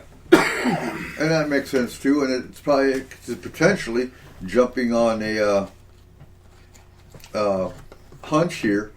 Maybe the same portal is why you've got people missing in the National Forest, the missing 401 aspect. Mm-hmm. Live action string theory, guys. Live action string theory. Well, it's potential. Right. You know, because we've always suspected crossing ley lines, that kind of thing. What? Could be why portals open. Why people are walking through the woods and just disappear in front of their other people. Mm-hmm. But it's that's a possible theory to follow up on. Right. And how would you I'm follow also up on in it? the process. Go ahead. Sorry, go ahead. Well, so this summer, health dictating, we are going to be doing some frequency checking and some creating some scientific gear to try to, one, prove the existence of portals through frequency, identifying UFOs through frequency, and identifying potentially Bigfoot through frequency, through satellite dishes. So, just some ideas we're coming up with for some expeditions this summer. I'm in the process of believing that they can create a portal themselves. Okay. And just simply because of a number of things that have been said to me, right. I haven't outright asked, and I just got told, yes, it's correct. Holy crap. And that makes more sense because they can appear and disappear at will, versus waiting for a ley line to open up a portal. They can just create one. That actually makes more sense. Because then you got a Bigfoot going, oh my God, open up, please, open up. Oh, shit, oh. And, no, they keep, no. There's been too many cases where a Bigfoot's there 1 minute and gone the next, so that makes total sense. So instead of ED, they could have PD, portal right? dysfunction. So what were you going to say, Francie? What? You're going to say something.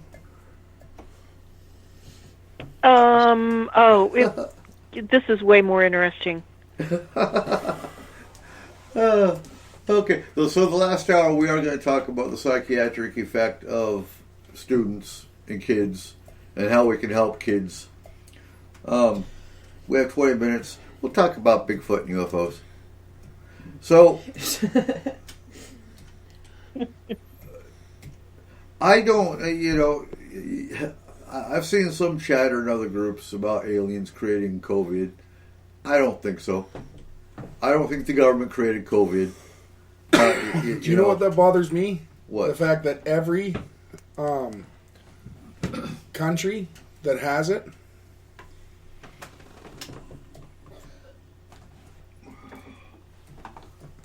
I'll handle Yes. Sorry. they're the main ones that have already full up started 5G. Oh my gosh! Yes, they are. I've been wondering about that. There's been a lot of there's been a lot of conversation about that all over the internet, especially with the oh, good grief! Here's my problem. Conspiracy. 5G is not going to create a virus. Are you sure? No, but it could make you susceptible to something that's To a already... virus that's been there forever. Absolutely. Absolutely. That part makes sense. I don't think the government created this, though. This is being compared to SARS. No, absolutely. It's been here forever. It's just... I'm not saying created. I'm saying it's an accident that happened because of it. It's a side effect. Like it It made you more transpired, or susceptible.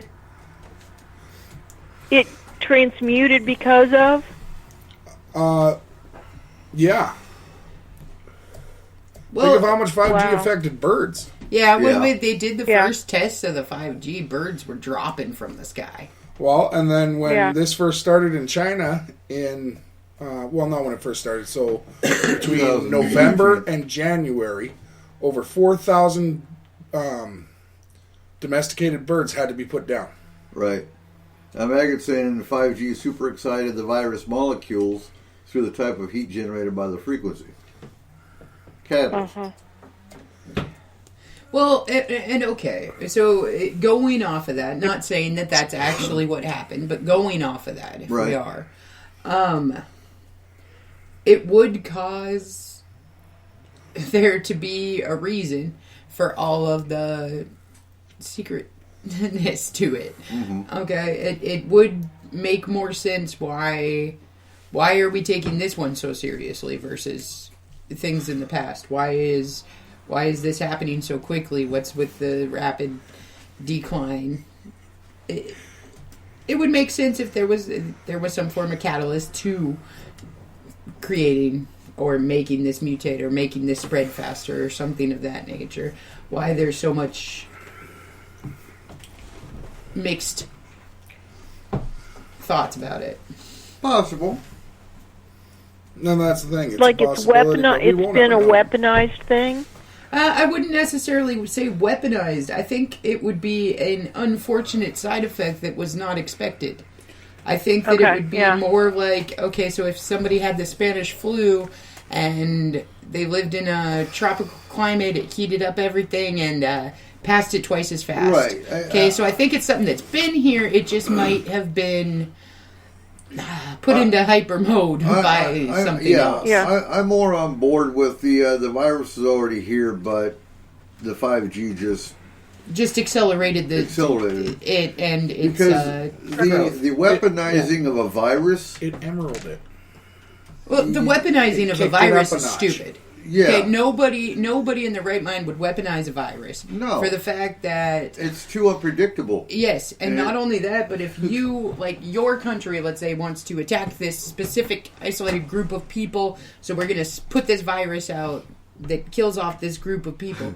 Well, the problem is that the winds change a little bit, and it's not just killing off that group of people. Now, all of a sudden, it's your group of people that just sent it there. Yeah, it's too unpredictable. Coming from a terroristic point of view, it's too unpredictable and too costly. You have to have the right scientists, the right labs. Anytime. No control. No. It's much easier to create, say, ricin, or there's a lot easier ways for a terrorist to attack. E. coli. I mean, they're not going to weaponize. But in saying that it was a byproduct, I think the best way to protect young guys like Jalen would take away his phone. Absolutely. Yeah, give me that phone. Well, if you want to protect yourself from a virus that's like airborne and people are weaponizing it, just get giant fans. So Robertson in the chat room, he says, there are those that are stupid enough to weaponize the virus because they're dumbasses. And I agree with that. And then, oops, it becomes a global pandemic. You presented that idea to me when we first talked about coronavirus, Jalen. Yep. Is that we just set up giant fans on the West Coast and send it back to China. Dig a hole. We just dig a hole. And... and then we'll end up in China eventually. You can't be digging holes. And, here's some. Here's a piece of information. Here's a piece of information for you. Last year, before I I mean, I knew who he was. I just didn't really recognize his name and what he did. I'd read about him. I didn't recognize that it was Stanton Friedman that was talking to me. And he gave me some very interesting information that I have never made public. I've talked about it with the UFOI team because at the time it really freaked me out. But he knew information about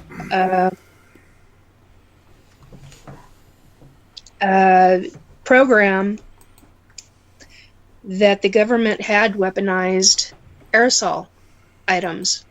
And he was real specific with me, and I'm not getting into that. But I will say, I find it very fascinating, and I'm not making... Got to be careful what I say here. On one hand, I find it extremely fascinating, just on an interesting level, as to the fact of what we're going through now, combined with the fact that in the last year and a half to 2 years, there have been more sprays going over the globally. I cannot think of what it's called right now. HERP.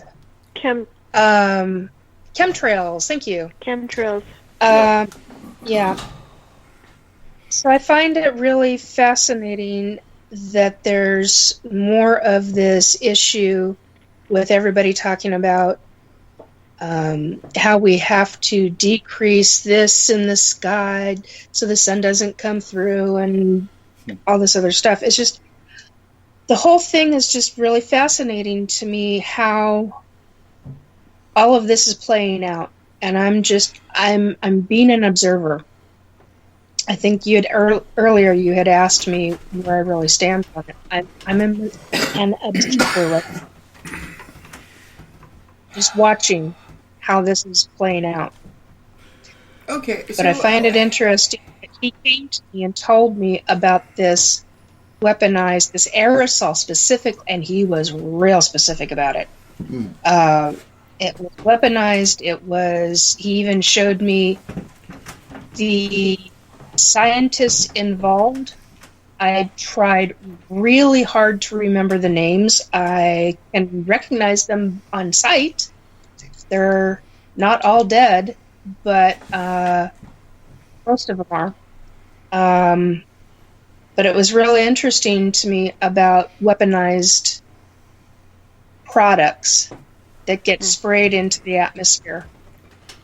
The mind bender amongst all of this. by all means. Quick piece of breaking news here. Governor Jay Inslee has released a statement saying he will sign a statewide emergency proclamation on Monday to temporarily shut down restaurants, bars, entertainment, and recreation facilities until at least March 31st. Ban applies to restaurants, bars, dance halls, clubs, theaters, fitness clubs, health clubs, and similar indoor facilities. All gatherings of 50 participants or more will be prohibited across the state. All gatherings. They did that in I wonder if that applies to Indian casinos. Yes. Well, no, they're on they're sovereign nations. All They're gatherings of packed. 50 people or less will be prohibited unless previously announced criteria for hygiene and social distancing are met. Okay, now me, I'm speaking from my perspective here.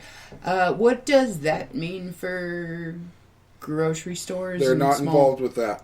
So that will be the next step that he'll have to take if it doesn't slow. So Kayla, we were just packed. We were just talking about this yesterday? Yes. Or the day before about the certain stages. Yes. I was going through the certain stages. There were 15 stages from what, the CDC? Yes, I believe it was here. I gotta look it up, but there was probably the World CDC Health Organization emergency response and pandemic plan or something like that, and we're at 14. It was the stages of isolation and closure and stopping the spread of a pandemic. And we were right in between stage 12 and 13 a few days ago. Yeah. Wow. Then when they closed the schools and they did that, we went up to 13. Now, if they are doing this closure of bars, cinemas, that type of thing, that's 14. That would push us into the 14th stage of Wow. the CDC action plan. Yeah. So, Unfortunately, I'm not My really second looking plan. forward to number 15. No. when it comes to the native casinos, everything it is should- on the band in order to close them down. They have their own health services at each location. Each reservation. Yeah, each reservation has their own health services, and they are the ones who make that decision ultimately with the chief and the council members. Well, and the thing that I'm thinking for a lot of the natives around here, the ones that I know, anyways, are very elder based. And if health this is oriented. going to affect their elders and their elder community, Yeah. they're not going to take the chance. No. They're not Wow. going to take the chance. To the point where the elders are saying, we made it through smallpox, we're good. But no, they. Good point. They are more respectful to their elders than the rest of the population usually is when it comes down to it. So, yeah, I can see like Skagit Casino and At the same time, though, Swinomish. a good possibility they could say to their elders and to everyone on the reservation, stay out of the casino. Yeah, that's true too. Because you got to admit, it is a big part of their life, and they have, that is a huge money part for them that they need to survive. Mm-hmm. Yeah. But if the federal government comes out and says, we will give you this if you comply, then they will. I honestly think automatically if the federal government comes out and says, this is not a statewide ban, this is a federal ban, right, they will immediately comply, all of them. Right. But statewide ban, it really doesn't It would have to be have the specific same tribe. bearing. Specific Mm-hmm. tribe.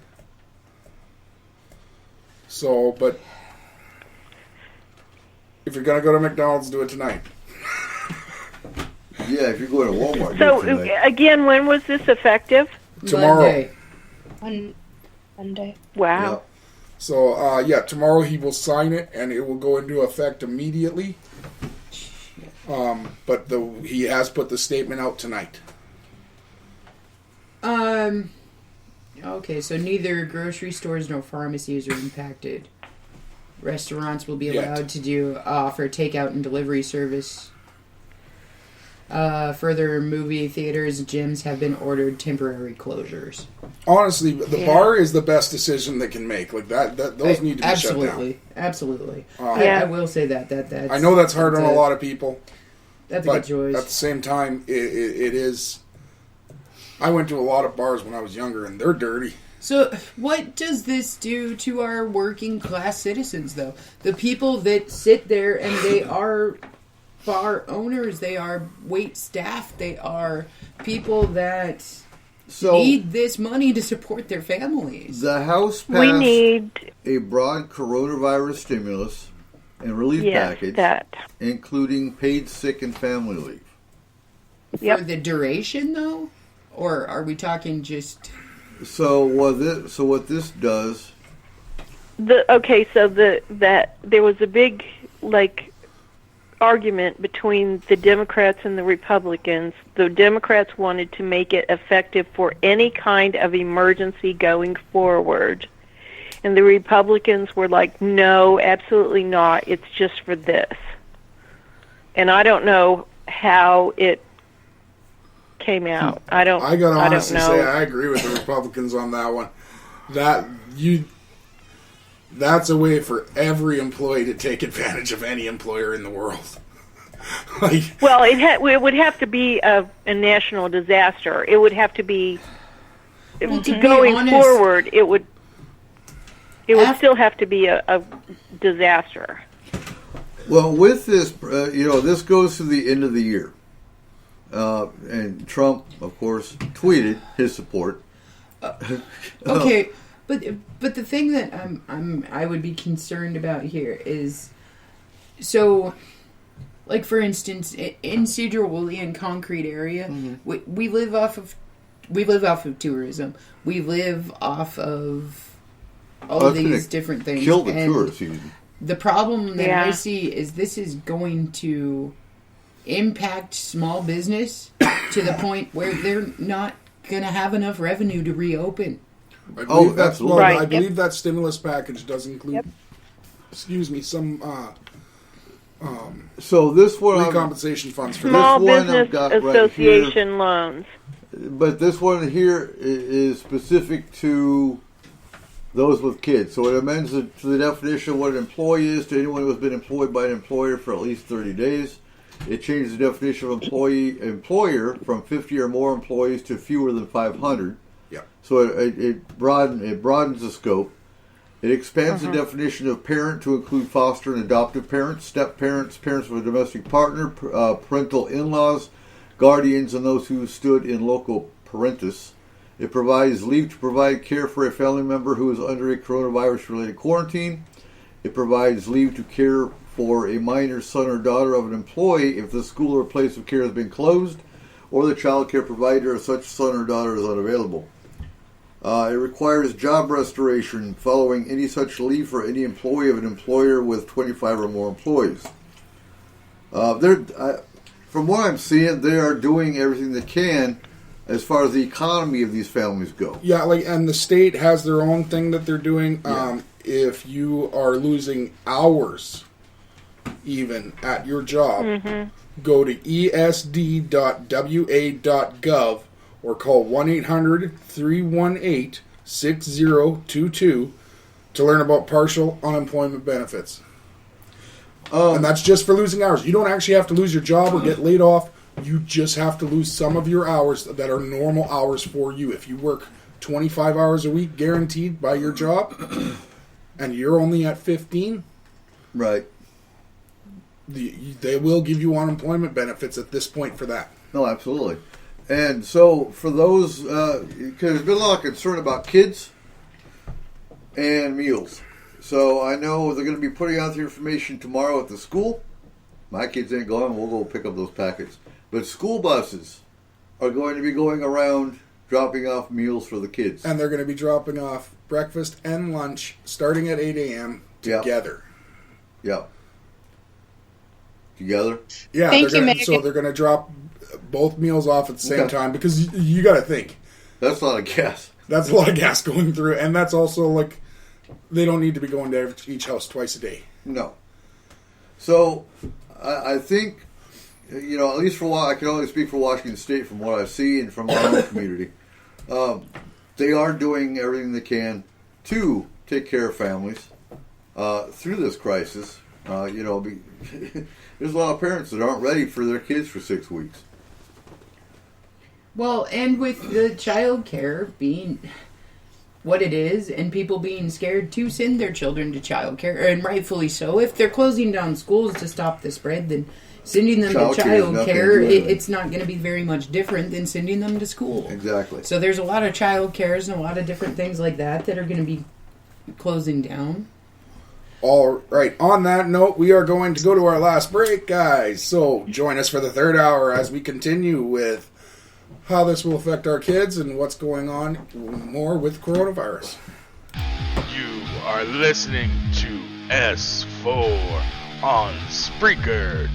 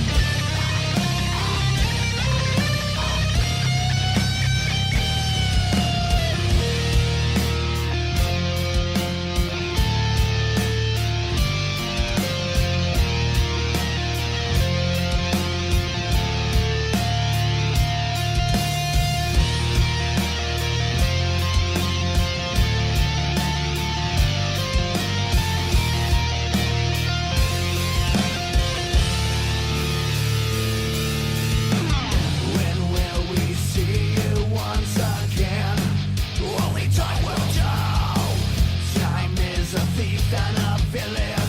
What your ship has not yourself. You cannot change the past. What you might learn from it. It's up to you to fight. You exercise your demon blight. Your chaos deep inside burns through your skin. Release your hell weather. Your eyes black as the night fell victim to your hell weather.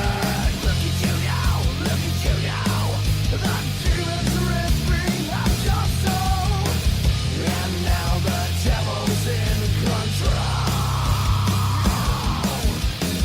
Your chaos deep inside burns through your skin. Your eyes black as the night fell victim to your hell weather. Look at you now, look at you now. The demons ripping at your soul. And now the devil's in control.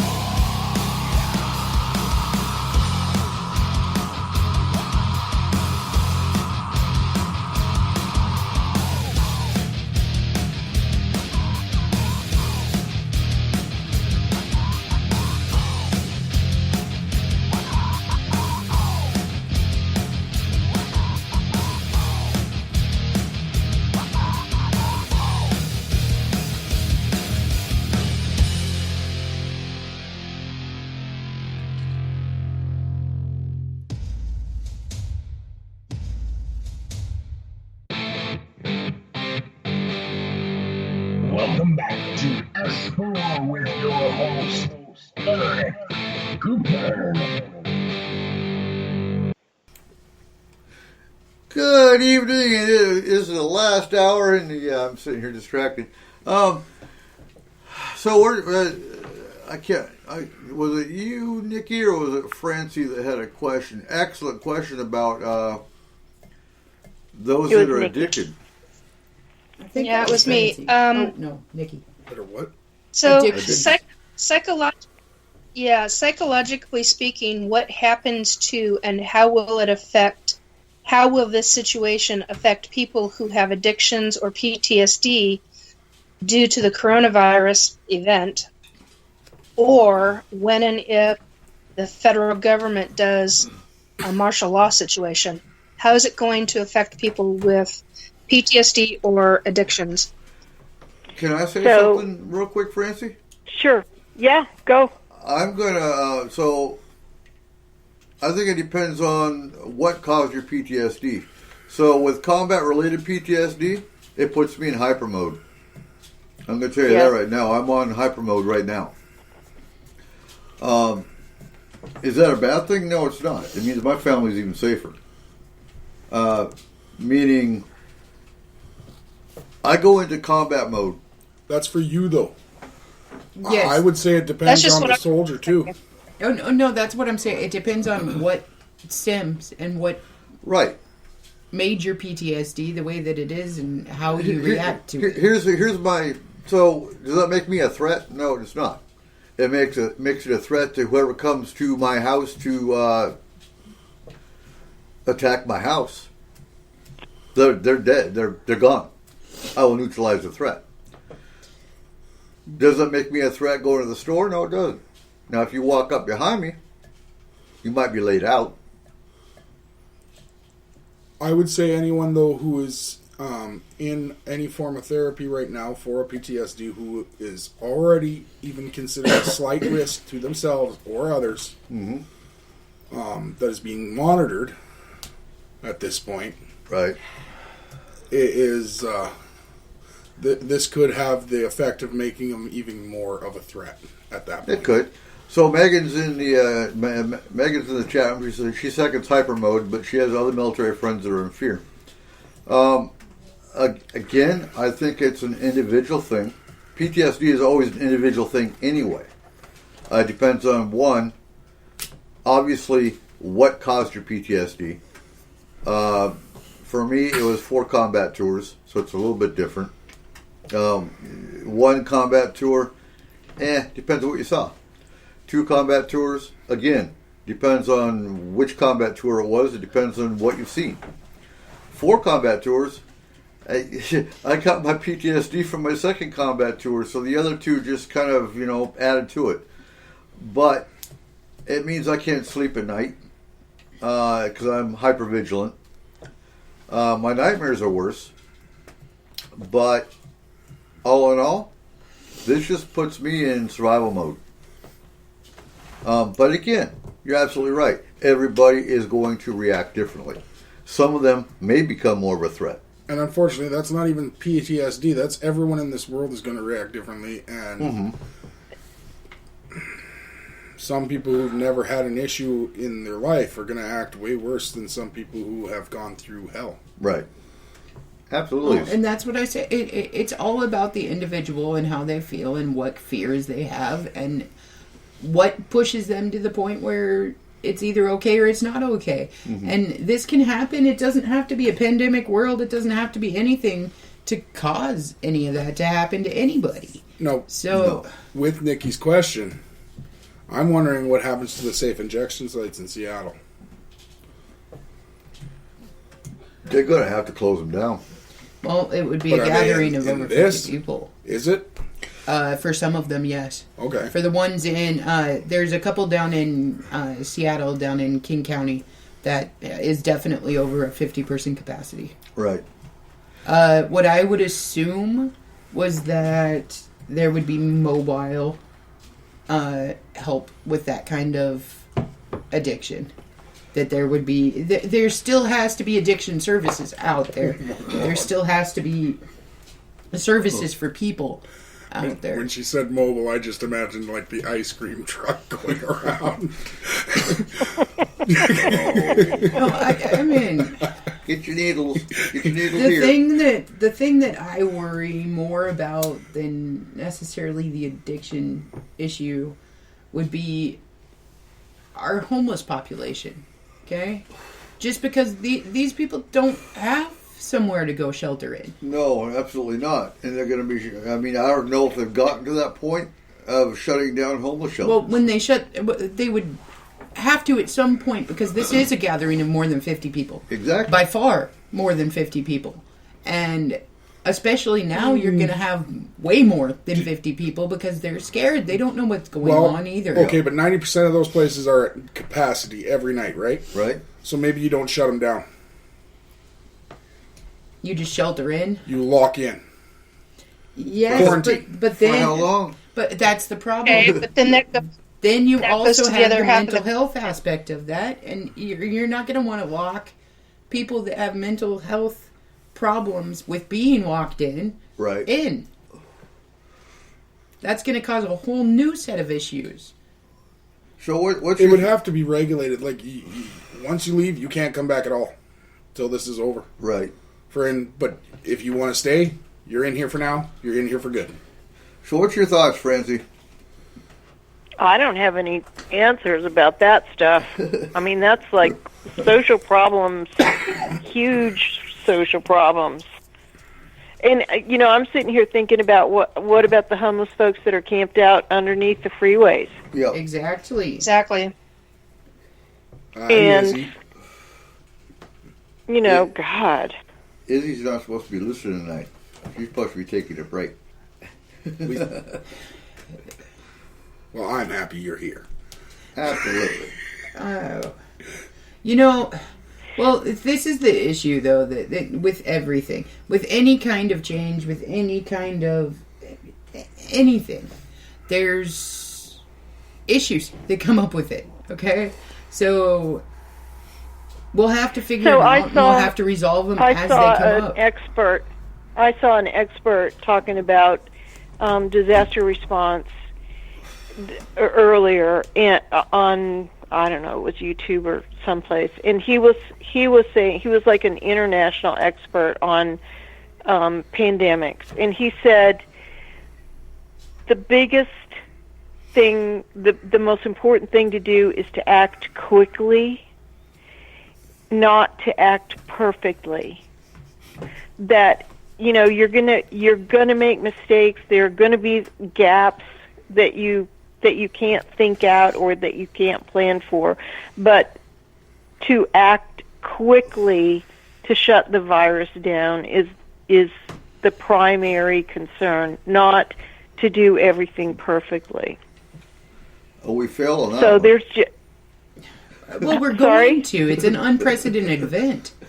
Anytime Yeah. something happens, you're going to make mistakes. And this is the first time it's ever Yeah. happened. There's going to be mistakes made. There's going to be people that slip through the cracks. It's But always going to and happen. his point was like, don't wait and try to make it perfect, because then you lose time and you lose momentum on the virus. Right. So it's this kind of stuff. It's like there aren't really answers. You kind of have to like figure it out as you go along. So then, what if Absolutely. everything gets shut down? How do we deal with those that need pharmaceuticals? Everybody's got prescriptions. How do they get their meds? Hey, this doesn't include pharmacies or grocery stores at this point. But that's at this point. China didn't shut down grocery stores or pharmacies. China let people go out like one time a day to go get groceries, and like they allowed people, one person from a household, to go out, to They get might the end up necessities. limiting the number of specific things that you can get because of supply They and need demand. to.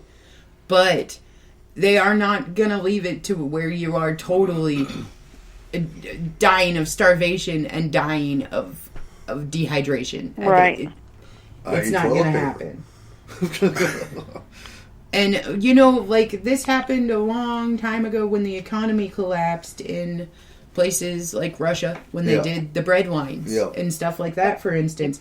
What ended up happening is that the government ended up putting a citation on the amount of stuff per household so that for the immediate future, everyone could live on X amount of food. They rationed it out. They made it to where it would last X amount of time for the populace. And that's where FEMA is going to They come did in. that That's here. where the National Guard's Grandparents going to come in. Exactly. And so I wouldn't worry so much about necessarily starvation or any of these type of issues. The issues that would come up from this would be more socialized issues Right. and addiction issues and homelessness issues, which honestly, all of these things need to be addressed anyways. So this puts Exactly. a I spotlight think on this what kind of needs like to be brings- addressed. This is bringing up and making things obvious that have been problems all along. Everything us that's been as a swept culture. under the rug as far as our culture and our issues will come to the forefront, and we will have to figure out a way to deal with it. We will actually have to have those hard conversations that nobody wants to have. Yeah. Well, I do got to say, Well, like, Kayla, the stuff that you talked about, my grandparents, I grew up hearing about this stuff from my grandparents during the Depression. Absolutely, They so were did only I. allowed So did I. certain butter, sugar, flour, eggs, if they were lucky. And so, a lot of this has already happened. We've already had, different family members go through it and tell us about it. So there are Absolutely. certain things And- that we know that will happen. I do want to give a quick shout out to a lot of our entertainment, sports, athletes, and organizations. Almost every single one of them within the NBA, NHL, Major League Baseball have all created, between the athletes and the high-salaried employees, funds for part-time employees of their Zamboni drivers and the concession stand all the operators. working class. Yes. Yeah. All the part-time employees who do not receive EI benefits when laid off like this, they created a fund for them. The Flames themselves, the Calgary Flames, raised over $100,000 through just the players. Cool. Wow. They also created a GoFundMe account. The fans donated over $45,000 to the employees of this. There is still good-hearted people in this world. We are going to make it through this. Well, that's the thing. You're gonna anytime this kind of a situation happens, you're gonna see the worst and you're gonna see the best. Yeah, of absolutely. humanity, both sides. True. Both sides. So far, the worst has to all to do with toilet paper. Now, what I found interesting, and what I encourage everyone to do, is go online and do your shopping online and do pickup. And for Right. anyone who receives EBT, do remember that you can use it now at Walmart, Fred Meyer, on their pickup location things, and Amazon. Yep. Amazon was just added in Washington State. That's a huge thing. Now, we went and did pickup at Fred Meyer, what day is today? Friday, I guess.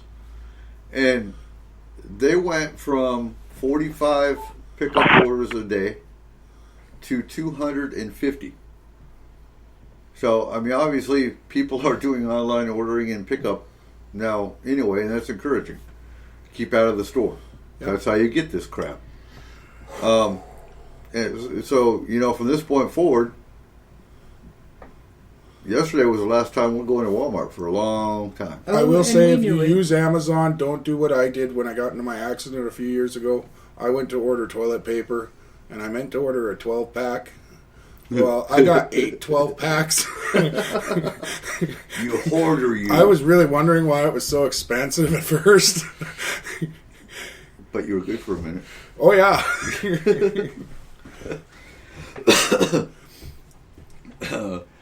The medication thing, I would suggest anyone who needs a certain medication, talk to your doctor over the phone right now, like as soon as you can, and ask for an extension on your pickups and the amount you can get per time.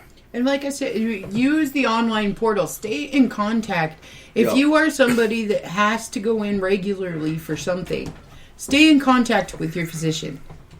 Let them know how you are doing. Let them ask the questions on how you are doing. And make sure that you are doing everything that you can to keep yourself in the best health. Right. Absolutely. What I found interesting, too, is, you know, the medication aisle in Walmart yesterday was empty. Empty. They did a run on Theraflu. Did they? I never went down there. Yes. I did. I was looking for Yeah, I was looking for a digital thermometer for Eve. They didn't have any. Oh, you know, because I have a couple. I'm good. I was looking for somebody else. But, yeah, the medication aisle. I did pick up 3 boxes of Band-Aids. The house was in short supply. Yeah, I don't know if I have any. I got some for you. So, Francie, are you stocked up? Francie. Ooh. Is Francie still with us? Francie? Sorry, I was muted. Oh. I didn't do that to you, just so you know. No, it's my phone. I did it. So, are you prepared? Oh yeah, I've probably got 4 months worth of food. I cook though. Like I know how to bake bread. I make soups. I've got beans and rice. I've got pasta. I've got peanut butter. Yep, I'm good. And But I do this. I live in the country. Right. And I do this anyway.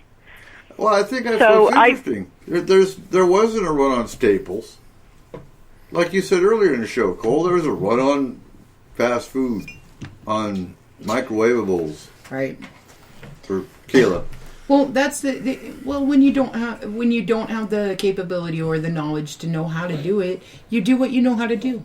Well, they don't teach it in school. There was no mac and cheese to be found. Right? I was so upset. Well, there have been runs on health food stores. A lot of health food stores are out of supplies.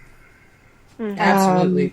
Absolutely. So that's something to definitely take into consideration. Call before you go. But, that's encouraging to me, is that people are eating healthy. Well, it helps your immune system. As healthy as they can be, yes. Yeah. Yes, absolutely.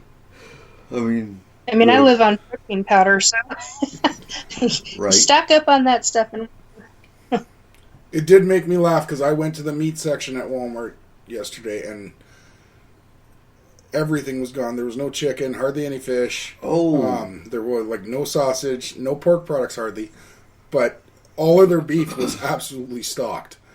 And I'm like, even in the complete possibility of a pandemic situation, no one still wants to eat that.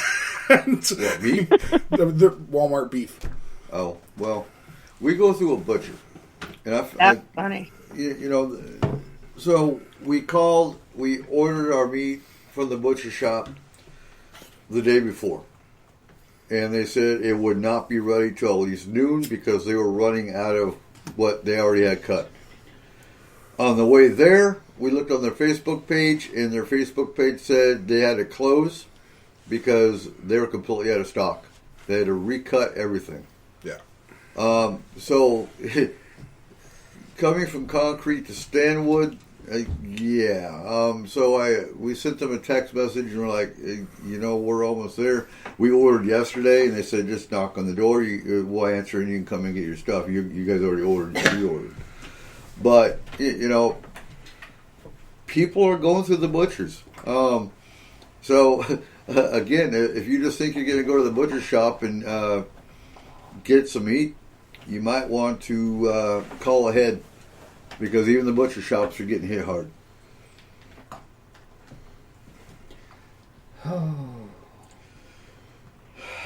So, Nikki, what are you seeing happening after this?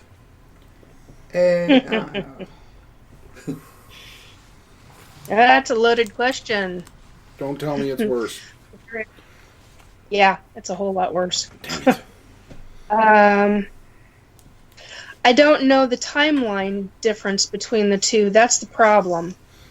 I do know that I've been seeing, just like with the coronavirus issues that have stemmed from it, with governments and things like that. I the stuff that follows it, the events, I'm going to call them events because I don't know what else to call them. Right. They're very big. I mean, like life-flipping, changing events. And there's a build-up to it right now. Actually, in the last few months, there's been a build-up to it. Whereas we really... Sorry, my phone keeps beeping. Whereas with the coronavirus, it's been also the last few months, but it's more predominant really as of January, February, whereas this other stuff has been more predominant building up since like August, September, October. You're going to be seeing more earthquakes, more issues with mountains. Locally? No, globally, and eventually there's like a trickle down. Well, it's not a trickle down. Hey, I'm sorry, I didn't mean to break in here for a second, but as of an hour ago, it looks like shows and concerts, day and night clubs, and restaurants are closing all throughout Las Vegas. So it looks like Fremont Street is shut down for the next 8 weeks.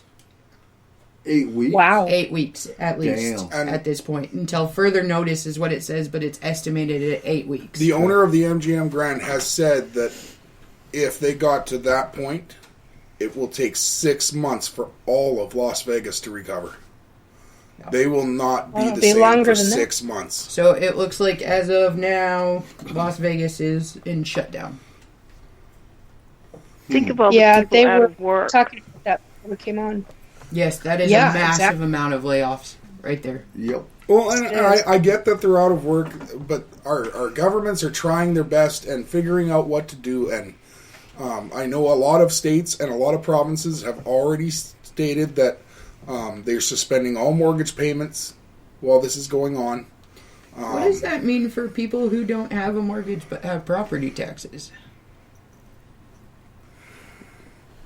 We're screwed.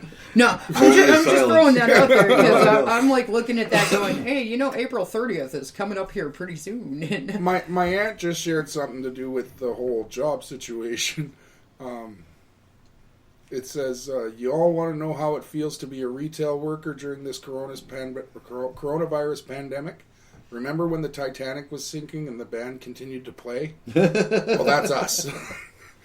I gotta give a shout out real quick too. This is awesome, and I'm not going to say their name, but I just had a local that sell it out of toilet paper, and they're giving us 2 packs. No way! That's cool. That's cool. Very cool. I do love our community. Our community does take care of itself, take care of their own.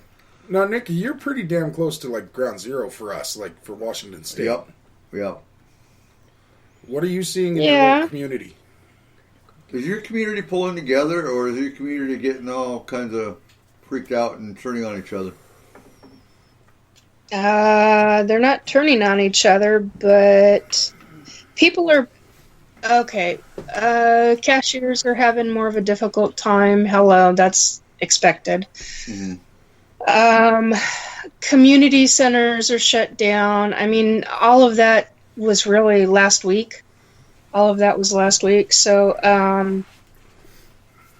as far as I know, from what I'm reading, because I've been doing a lot of reading about the community, people are trying to come together, trying to make a difference for kids that don't have the meals, because of the schools being closed. It's a lot of the stuff you've already talked about.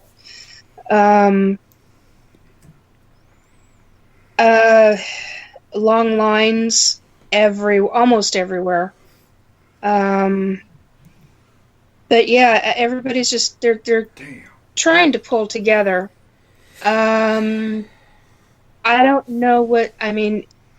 I'm in an apartment complex. Yeah. And they've shut down the gym and a number of community areas. But I haven't heard about anybody doing things for the kids. There's a lot of kids here. I haven't heard about things being done for the kids yet. Mm-hmm. I'm seeing more of the kids out on the playground, which is great to hear. I'm just not used to hearing it in March. Well, absolutely. Not like this. Megan's in Snohomish County, and she's, at her local Costco, a guy got spit on. Yesterday, one of her disabled friends was hit in the head over paper towels. I think, that's what I love about living in the mountains. That's what I love about living in our own community. Sure, it's a pandemic situation, but we have power outages for days to a week at a time. We have flooding. We have landslides.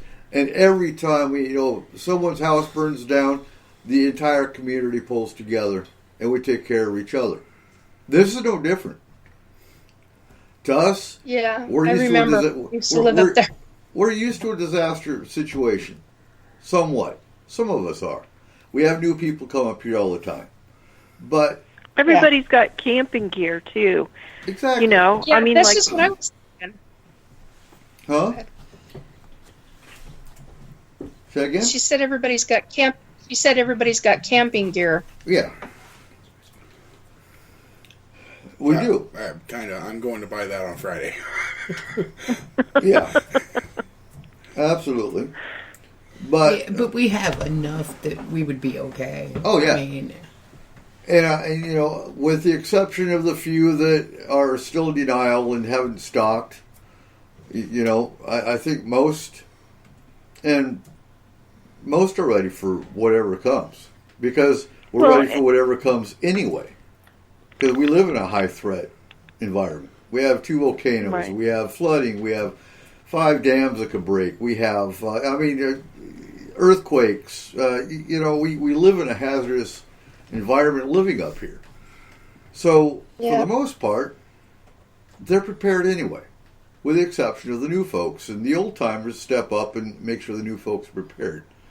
So, you know, I think it depends on where you live. It depends on how. I'm trying to think the wording here, but people that have been sheltered their entire life, people that have never been through any kind of disaster, this is a wake-up call. Yeah, it's a heck of a wake-up call for a lot of people. Absolutely. When we're used to getting flood in this area, a lot of floods, so people pull together for that kind of stuff. Yeah. I think I said landslides, did I? No. Maybe not. We just had one like 4 days ago, and I had been on that road only like 20 minutes before that. The South Skagit Highway? Yeah. Yep. And it blocked both lanes. Oh, yeah. Like, no, if that would have hit someone, they would have been pushed straight into the river. Yep. Wow.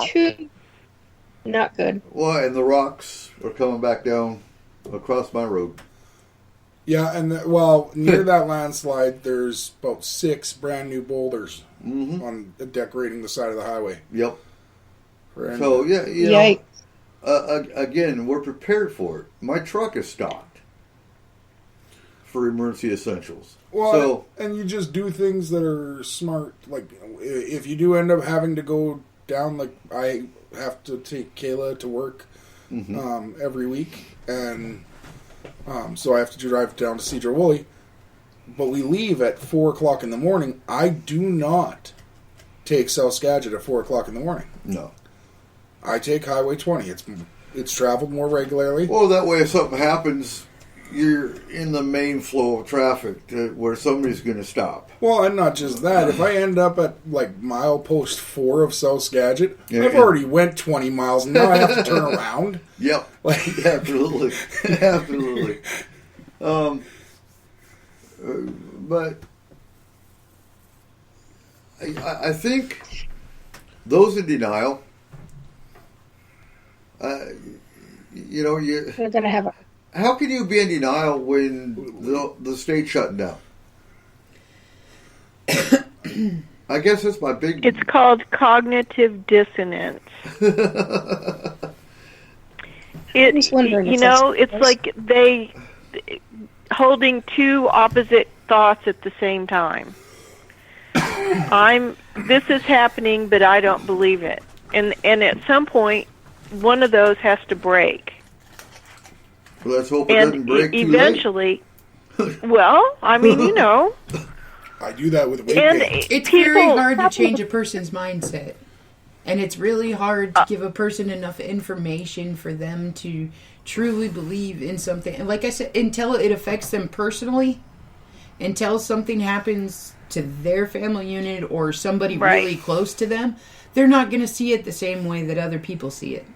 I get that. Well, I'm watching this around here because our schools are closed for, well, they say 3 weeks, but it's probably going to be lots longer. But, I'm thinking of you know, that was a big wake-up call for all of the folks in my area who were saying, you know, this is a hoax. Yep. Because now the government of the Republican government of our state has closed the schools. You know, and it's so they're well, this is a hoax, but the Republicans are telling me the schools are closed. Well, look, everything happened so quickly. Okay, if you think about it, our first case has been 2 weeks ago in the U.S. So with that in mind, when we started, even our president, our commander-in-chief, had a different opinion than he has now. And it was very, very outspoken that, come on, this is more like the flu. It's just, don't worry about it. You're fine, you know.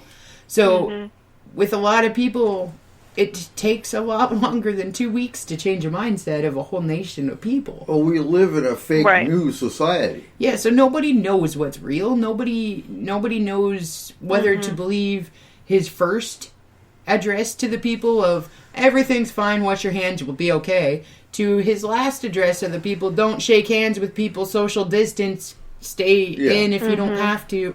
So, this has happened over then he such said a short time. It's going to be fine. It's going to go away. It's going to be fine. Yeah. Mm-hmm. So, but then you still got the same ones that blame the Democrats or blame the Republicans. It's not a political issue. It's the virus doesn't give a damn what your political affiliation is. No, no, it doesn't. There's no way to spin this.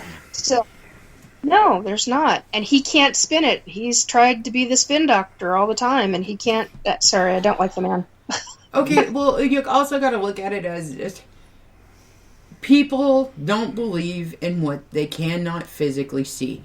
Okay, Yeah. we Right. see this all the time, and people talking about UFOs, ghosts in the paranormal field. They don't believe it until it either happens to them or they see it personally. Mm-hmm. It's the same thing with a virus or a pandemic or anything of this nature. You're not going to believe it until you see the results of something happening and close to home. Yeah. Right. Okay, And so it takes time. It takes time. well, Megan wants to hear more about cognitive dissonance. Oh, okay. Cognitive dissonance happens when people are presented with two opposing ideas, and they hold both of them as fact in their minds. That's cognitive dissonance, and it's very uncomfortable. It eventually it makes people very anxious.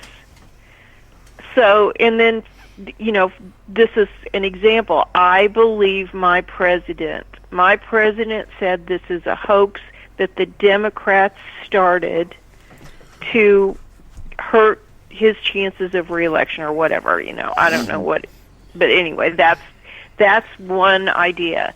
And then the other is the director of the CDC says this is a pandemic. It's going to affect all Americans in one way or another, and we all need to prepare. So we've got two authorities that are saying two exact opposite things. That's cognitive dissonance. And it's uncomfortable. It makes people anxious, and it heightens crazy, and it makes people fall back on coping skills that they've learned and relied on in the past, which could be,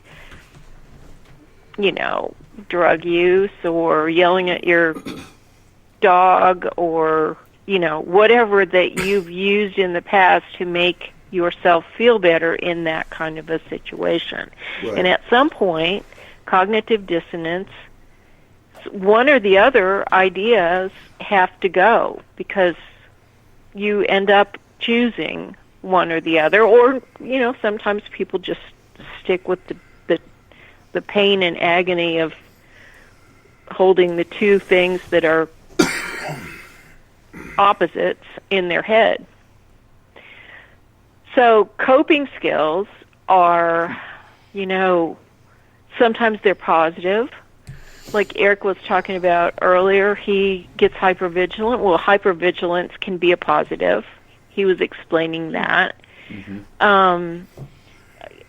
Coping skills for any kind of anxiety can be positive or negative. Those are human reactions to anxiety-producing situations. So, like what we're dealing with right now and what we're seeing is a natural response. Everybody's crazy is a natural human response to this crazy situation that we're in. And you just hope that people's coping skills don't kill them. Right. Absolutely. So one of you had asked about how this will affect our local casinos. Skagit Breaking just had another announcement that on Tuesday between 11:30 and 1 p.m. at the Silver Reef Casino Buffet in Ferndale, they were told by the Whatcom County Health Department that there was a potential coronavirus patient in there. Oh no! They are still not closing their doors. They are considered the largest company in Whatcom County and one of the largest employers. Therefore, they feel it's important that they still do business.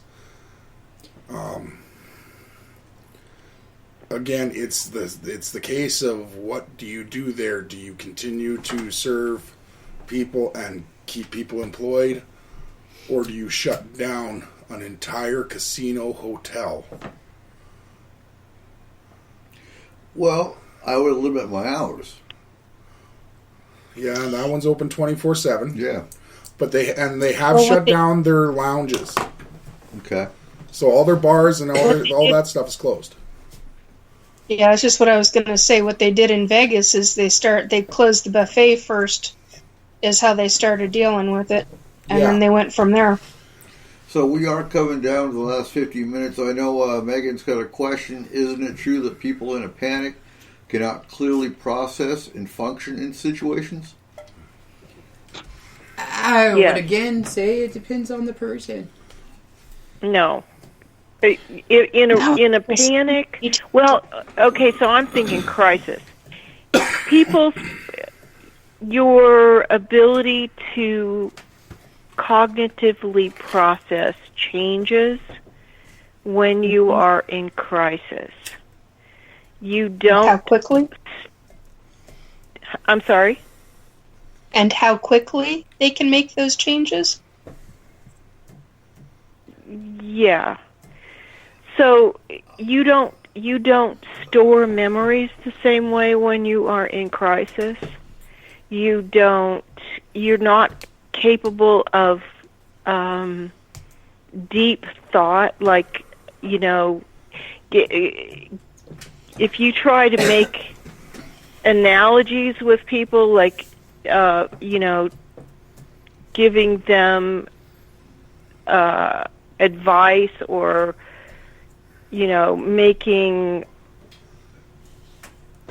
trying to do deep Francie, thought with them, it's not capable. But I think it's an individual situation, because in crisis mode or in stress mode, I'm thinking a lot clearer. And that would, to me, like for someone who's in the military, yeah, that is combat mode. Right. Yeah, that's training, though. So, honestly, a lot of that is training. Izzy can clarify this, but last night I was in hypervigilant mode, but I was cleaning. That's what I do. Yeah. I was cleaning my house, but I was looking out the window. So, yes, I was in hypervigilant mode, but I can still function. And I can tell you, if we're being shot at or something like that, I can guarantee you I'll be thinking a whole hell of a lot more clear. If I got someone bleeding out in front of me, I'm fixing them. I think it also has a lot to do with I think Francie's right. I think it comes down to where that's training. That's training for you, but the general population doesn't necessarily have that. I wouldn't necessarily say that. Everybody goes through their own life struggles. Everybody has their own set of skills. Everybody has their own set of abilities. Mm-hmm. And just because a person hasn't seen combat doesn't mean that they wouldn't be able to function in that type of a scenario. Oh, yeah. I need adrenaline. It's not even adrenaline. If someone comes to me and they're stressed out, immediately I take that stress on.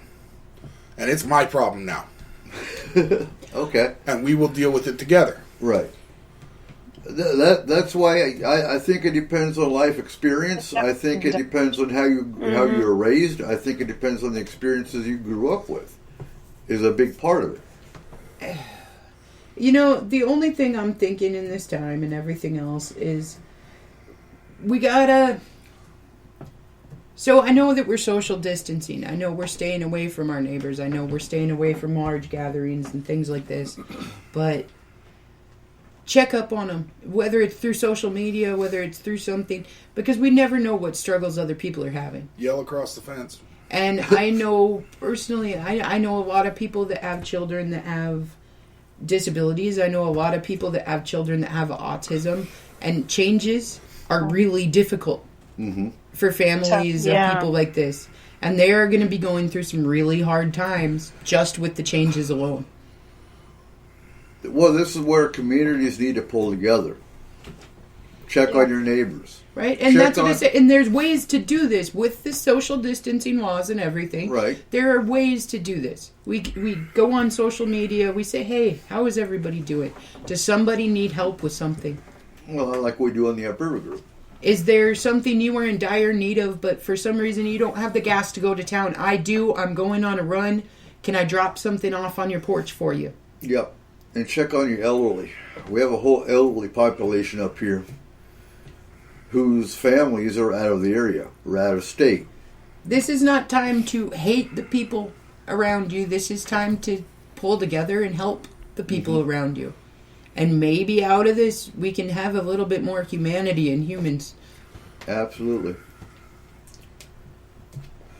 So, Francie, you got any last words? Well, how about we don't word it that way?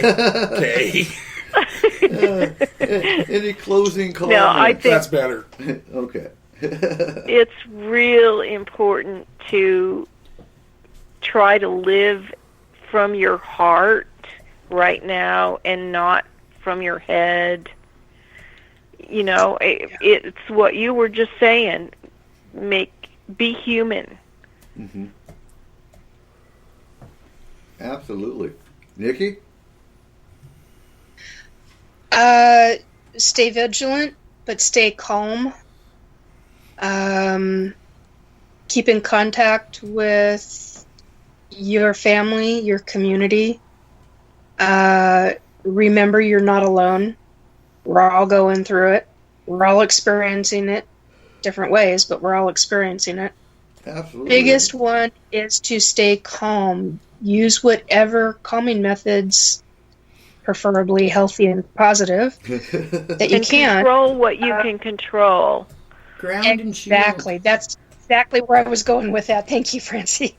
But yeah, stay calm, because that is going to be the key no matter what goes on. Absolutely. Meditation. Grounding. Yes. Shielding. Exactly. Cole. Kayla. You got anything? Huh? You got anything? No, not really. Honestly, I think I said my piece. All right, I got a few things. Okay. So, just a quick reminder again, don't forget the Oregon Ghost Conference has been canceled in Oregon. We will no longer be there.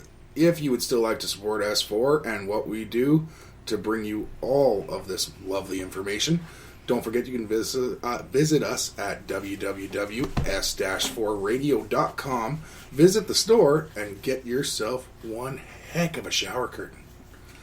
Really? Damn right. Shower curtain? Well, don't forget, we've got bumper stickers. Send me a message. Absolutely. You want a bumper sticker, $10, and it covers your shipping. That's why it's so much. And to do with this whole situation that's going on, just remember, stop shaking hands with people. There's two reasons. One, the coronavirus. Number two, not everyone made it to the store in time to hoard toilet paper. You don't know what they're using anymore. Don't shake hands. Oh, God. 3 seashells, brother. 3 seashells. Right? All right. So, hi, Chris. Sorry you missed the show, man. All right. So hope you all enjoyed the show tonight. Hope you learned something tonight. Again, try to stay home. Self-isolation. Use social media. Check on your family and friends. Try to stay in touch with your communities. Communities need to pull together at this time. Thank you very much to Nikki, to Francie, Jalen, Kayla for joining us tonight. Yep.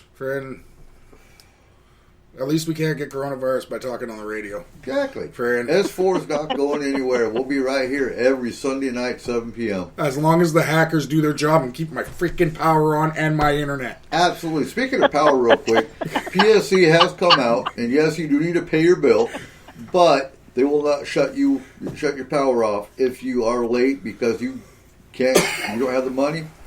Just because you're late on the bill, they will not shut your power off. They came out and announced that. And they won't be charging late fees. Right. Absolutely. Which is awesome. So, we'll see you all next week. Same great place, same great time. And keep your eyes to the skies.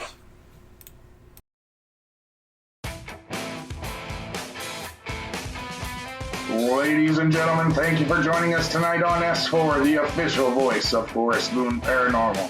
You can contact S4 through our website at www.s-4radio.com or on Facebook. Make sure you give us a like on our page and join the Forest Moon Paranormal group. If you are interested in advertising, take a look at our packages and contact Cole or Eric at 1-360-999-2830. Again, thank you. And remember, keep your eyes to the sky.